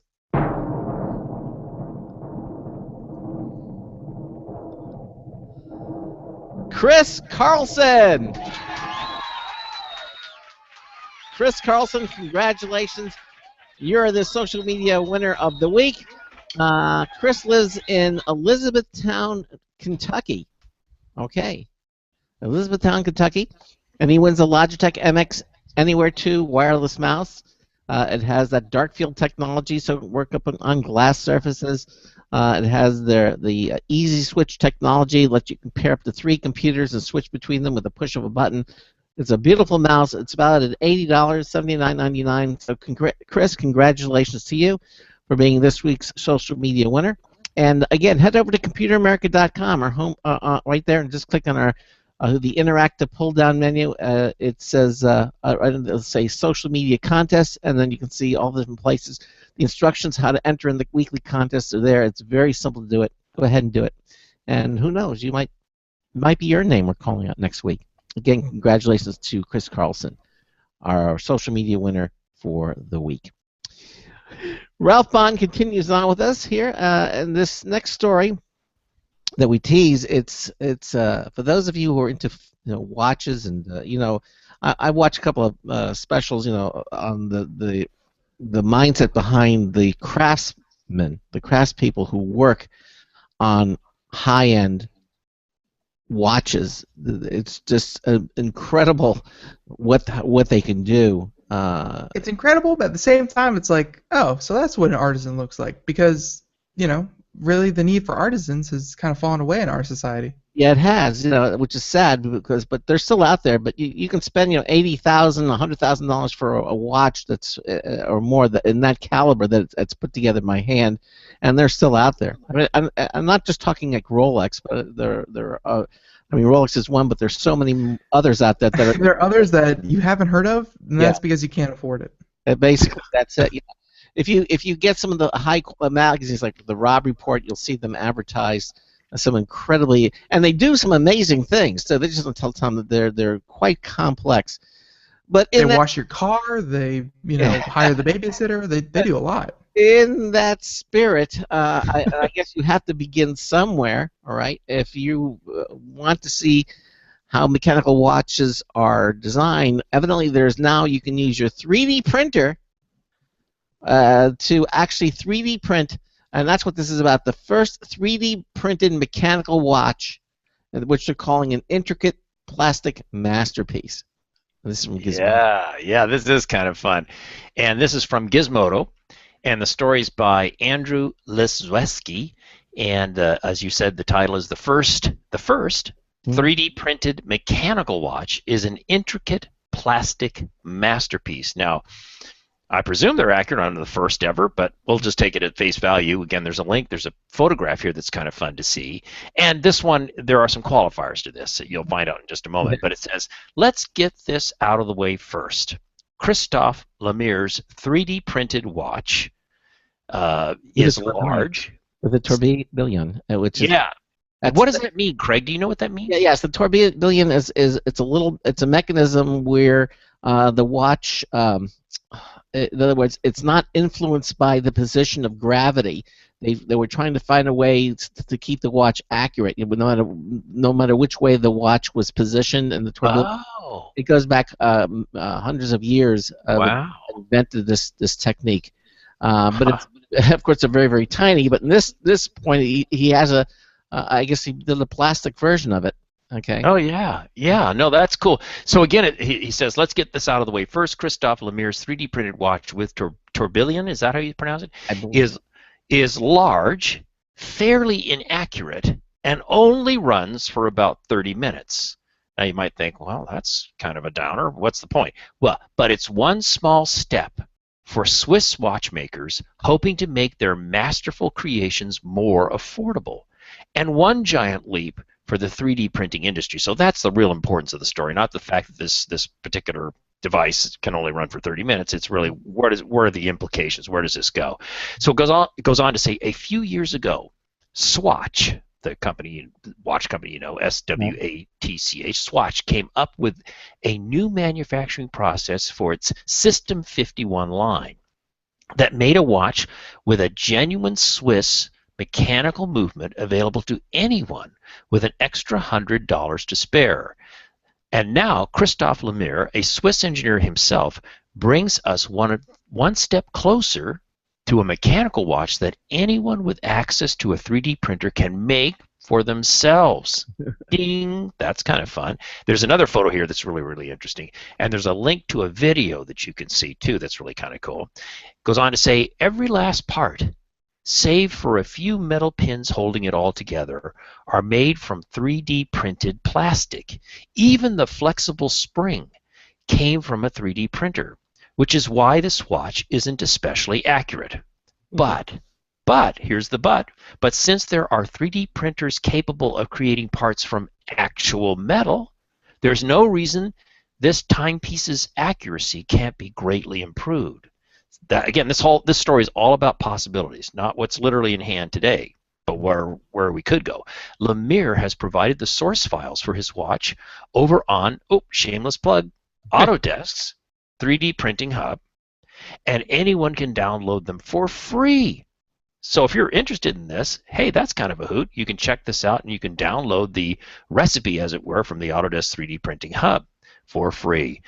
Even if you don't have access to a 3D printer, exploring the various components that go into a genuine mechanical watch, no quartz crystals here, through the 3D models is fascinating. Now there's another video, and you can see this beautiful 3D graphical representation of the slice-away view of the watch, and it's really just beautiful from an engineering point of view. You can check that video out. That's really fun. It goes on to say, you're also welcome to take a shot at improving Lemaire's watch design. So now we've got a crowdsourcing or a crowd collaborative kind of thing going on, right? But based on Hodinke's interview with the Swiss engineer and watching this breakdown he made of how his 3D printed watch is assembled, it seems like he has an above average mastery of the craft. So good luck at topping Lemaire or really adding value to his design. But nonetheless, fun story, really full of possibilities about where we could go. And I'm also proud to say it has an Autodesk link to it as well, which is really kick. And here again, just defining the tourbillon itself. In watchmaking or horology, a tourbillon, which is French for whirlwind, is an addition to the mechanics of a watch Developed around 1795 and patented by the French-Swiss watchmaker Abraham Louis Breguet in 1801. A tourbillon aims to counter the effects of gravity by mounting the escapement and balance wheel in a rotating cage to negate the effect of gravity when the timepiece is stuck in a certain position. So by continuously rotating the entire balance wheel assembly at a slow rate, typically about 1 revolution a minute, positional errors are averaged out. So that's what it is. And you find that tourbillons are typically in very expensive watches because it's the mechanics to building one of these things is quite an endeavor to do something like that. But they're available in wristwatches, but always very expensive ones. And the fact that he's doing this on a plastic is quite amazing. But thanks for this stuff again. Yeah. And here's an obscure Friday afternoon, early evening for you guys. Bit of trivia. Shakespeare, in one of his plays, I think it might be Hamlet, talks about the mortal coil. Oh. your life being like a mortal coil. Yes. So that's the spring, right? So you think of a human being's life as you're born and the watch is fully wound, right? Can you imagine Shakespeare had a 3D printer? Okay. Yeah. And your life, like a mortal coil, just goes and goes and goes until, oops. That's it. Yeah. It's all. I always thought that was great. So when I saw this image, I thought, oh yes, the infamous mortal coil. So I want to skip down to story 16 here. Okay. This is really interesting. New York City is offering a new public Wi-Fi system, and according to the story, it's really, really fast. Yes. Yes. Go ahead and read this. Yeah, this is a good one. This is from Gizmodo, a story by Brian Lufkin. And wow, this talk about possibilities, guy. This one really made me sit up in my chair and lean forward. This story, by the way, was posted on January the 19th, so a little less than a month ago. So keep that date in mind because that has significance to understand the story. And you'll see some pictures here in the show notes, which is really fun. And he starts off and he says, today, the first of New York City's public gigabit Wi-Fi hotspots, so that was January 19th, opened to the public. And he said, I tried them, so take it from me, they are insanely fast. How fast? Fast enough that Starbucks' free internet is about to get killed. Well, in a speed test, I'm sure Starbucks will still provide the Wi-Fi.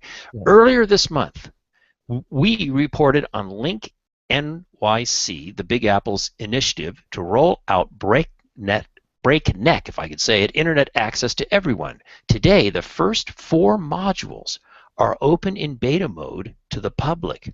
Now, they're 9.5 foot tall rectangles, which are replacing the city's payphones. Ding, ding, ding, timeout. Yeah. What an interesting concept, right, guys? Payphones are like dinosaurs. Yeah, they really are. They're fraught to vandalism, and they're this and they're that. Hey, but there's infrastructure there, right? There's power, there's different things of this nature. Hey, maybe take advantage of it, right? Sure. Makes sense. Well, it's clever. I don't want to say that New York City ripped off the English, but there was a story a little while ago. I think at first they want to turn them into art displays for artists, but I think eventually the red phone booths in London, right? Those were turned into Wi-Fi hotspots a couple of years ago, and that worked out very, very well. Oh, that's cool. I'm glad you brought that up because I just think I love when somebody takes an existing infrastructure and says, how could this be put to use? Because you guys go to trade shows. I used to go to a lot of trade shows, but I can remember, boy, I can remember 20 years ago at Consumer Electronics Show when people would line up for the banks of payphones, right? I mean, and now you walk by those same zones and they're gone. They're just sitting there, but all that cable, all that wiring, everything's still there. Think about repurposing. But let's go back to the story. It says, again, I'll read this passage. The 9.5 foot tall rectangles, which are replacing the city's payphones, feature USB outlets for charging your devices. That's nice. Although actual chargers not included. City maps.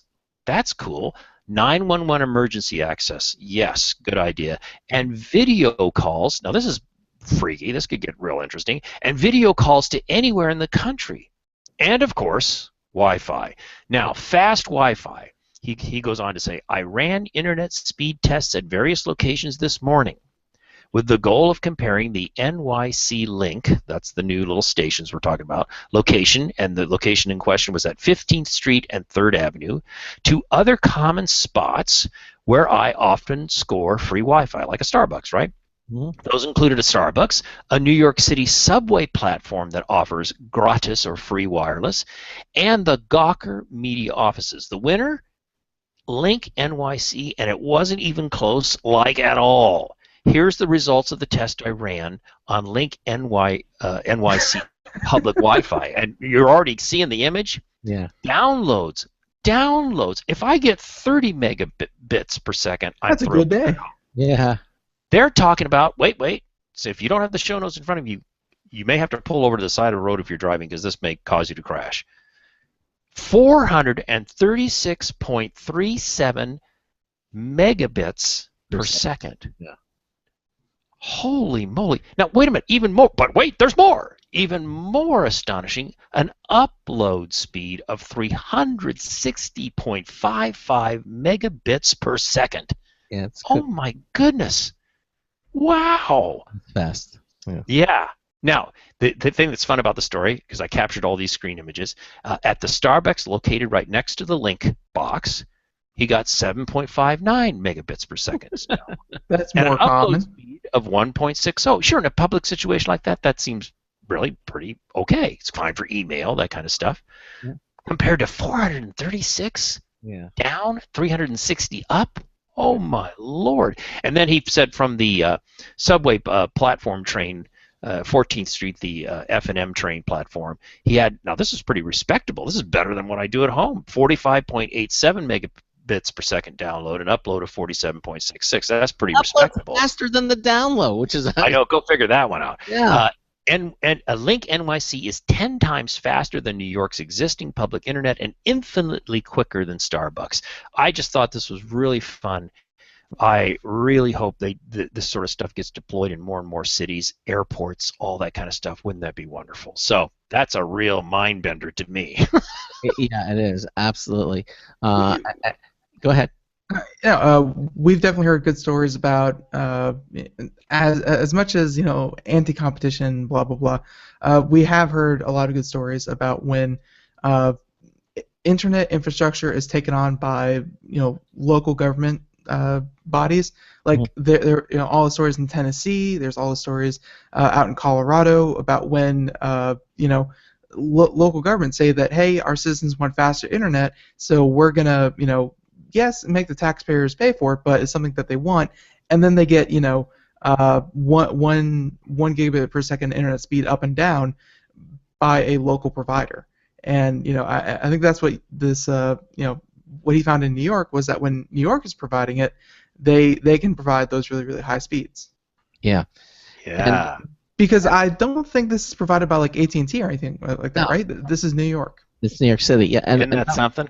And not only that, the placement of them, because obviously the distance is an important factor. The further you away from the Wi-Fi node, the slower the speed goes down. The fact that they have these things in phone booths, because phone booths in New York City are still in lieu of phone booths, but don't get me wrong, I guess it's a good idea. But I've seen a couple of these power banks before, where it's they have like a charging tree or something like that, where you can plug in a USB port and charge your phone and stuff like that. I've never really seen anyone using it, like especially if they're in a really inconvenient location, like the middle of a street. Yeah. Well, that's fair. But I think the Wi-Fi, though, that's profound. Oh, I mean, yeah. if you're a low-income person that's living in a building and this is your only access or something, I mean, this could be game-changing all the way around. Hey, I got a news flash for you guys. My manager and good buddy Brian Farber with Autodesk, he's been listening to the show. Hello, Brian. Hey. And he's helping us out with that mortal coil mystery. It comes from the very, very famous speech, or the soliloquy, if I could say it, from Hamlet, where it starts off, to be or not to be, that is the question, right? Yeah. If you go through that, apparently you'll find that mortal coil reference to life. And so thank you, Brian, for that very big value add. All right. Again, we're talking to Ralph Bond, our correspondent here, Computer America correspondent, and as you hear, he's with Autodesk as well, and we're doing some of the stories that Ralph has found for us. This next one, story 15, I want to do is again back to 3D printing, and Yeah. yeah, this is basically a fully functional 3D printed stainless steel bicycle. Tell us about this. Yeah, this is cool, and this also has kind of a shameless Autodesk aspect to this, okay? But I'm not going to apologize because it's a great story. The MX3D, the company called MX3D, they became very world famous last year. They were an internet phenomenon for their robots, and we did a story about them several months ago.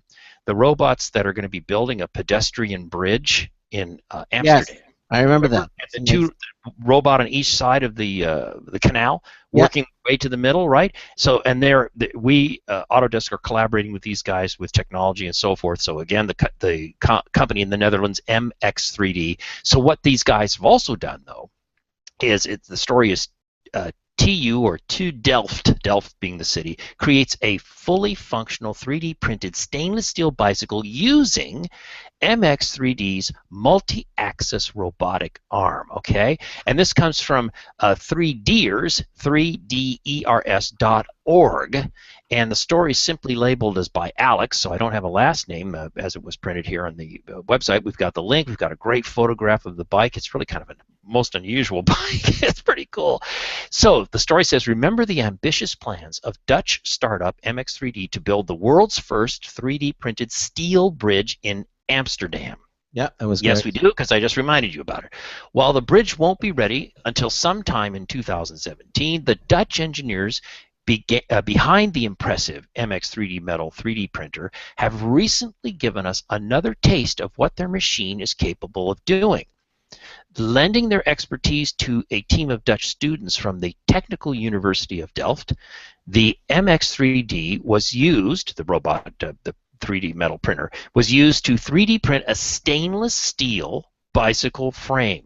This cool bike was presented at the Dice Natalis, probably some event, of the Delft, the Technology University of Delft on 8 January, and will also be exhibited during the Matching for New Materials Expanding the Horizon Conference. So that's the name of the conference, Matching New Materials Expanding the Horizon Conference, on 15 February, coming up very soon.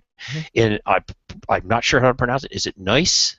Neuss, Germany, Neuss, Germany, and there's a video you can see, which is really cool. We got the link that for you there, and it goes on to say, in order to show exactly what large-scale metal 3D printers are capable of, the student team demonstrated its potential by 3D printing ARC bicycle, ARC bicycle, a fully functional 3D printed stainless steel bicycle, and have tested its strength by cycling through the bumpy cobblestone streets of Delft in Holland.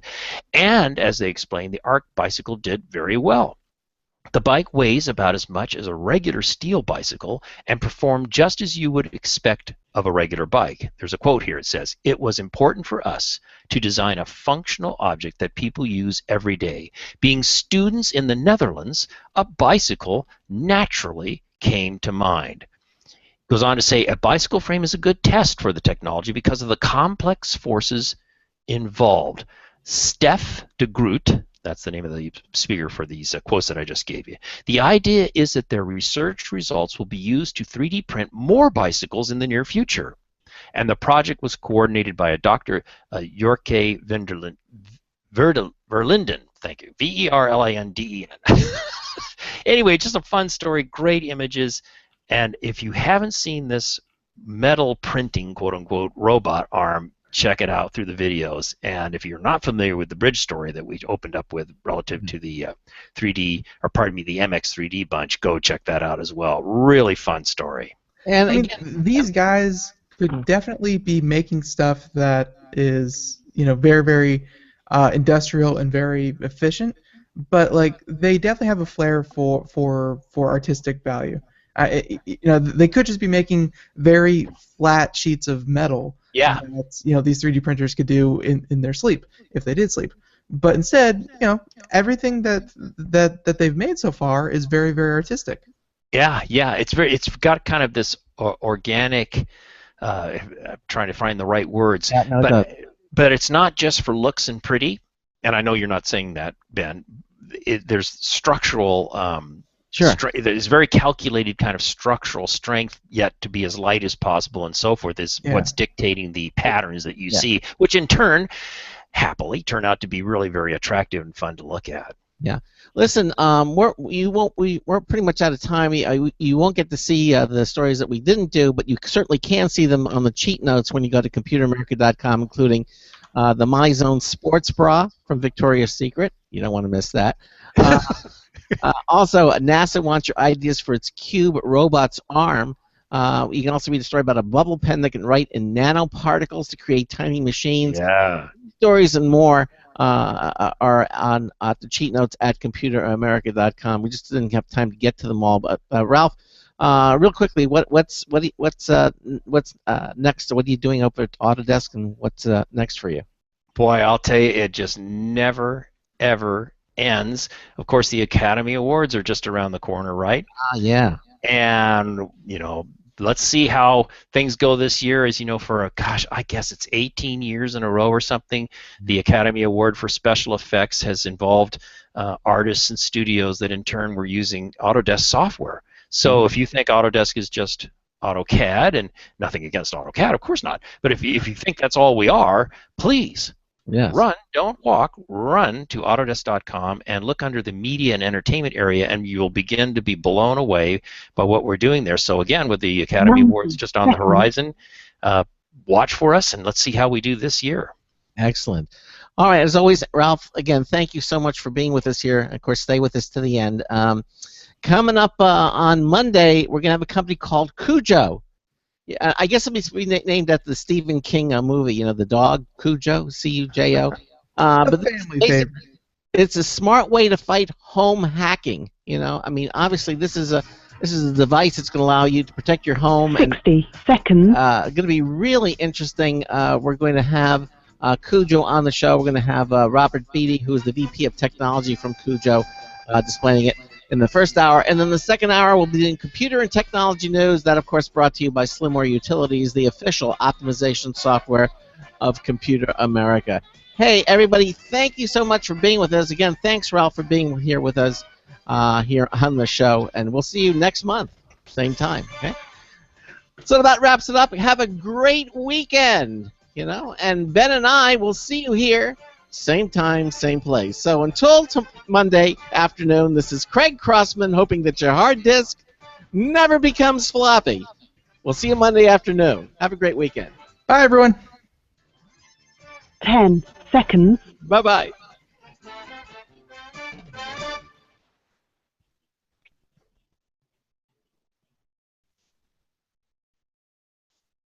Thank you for using Blog Talk Radio.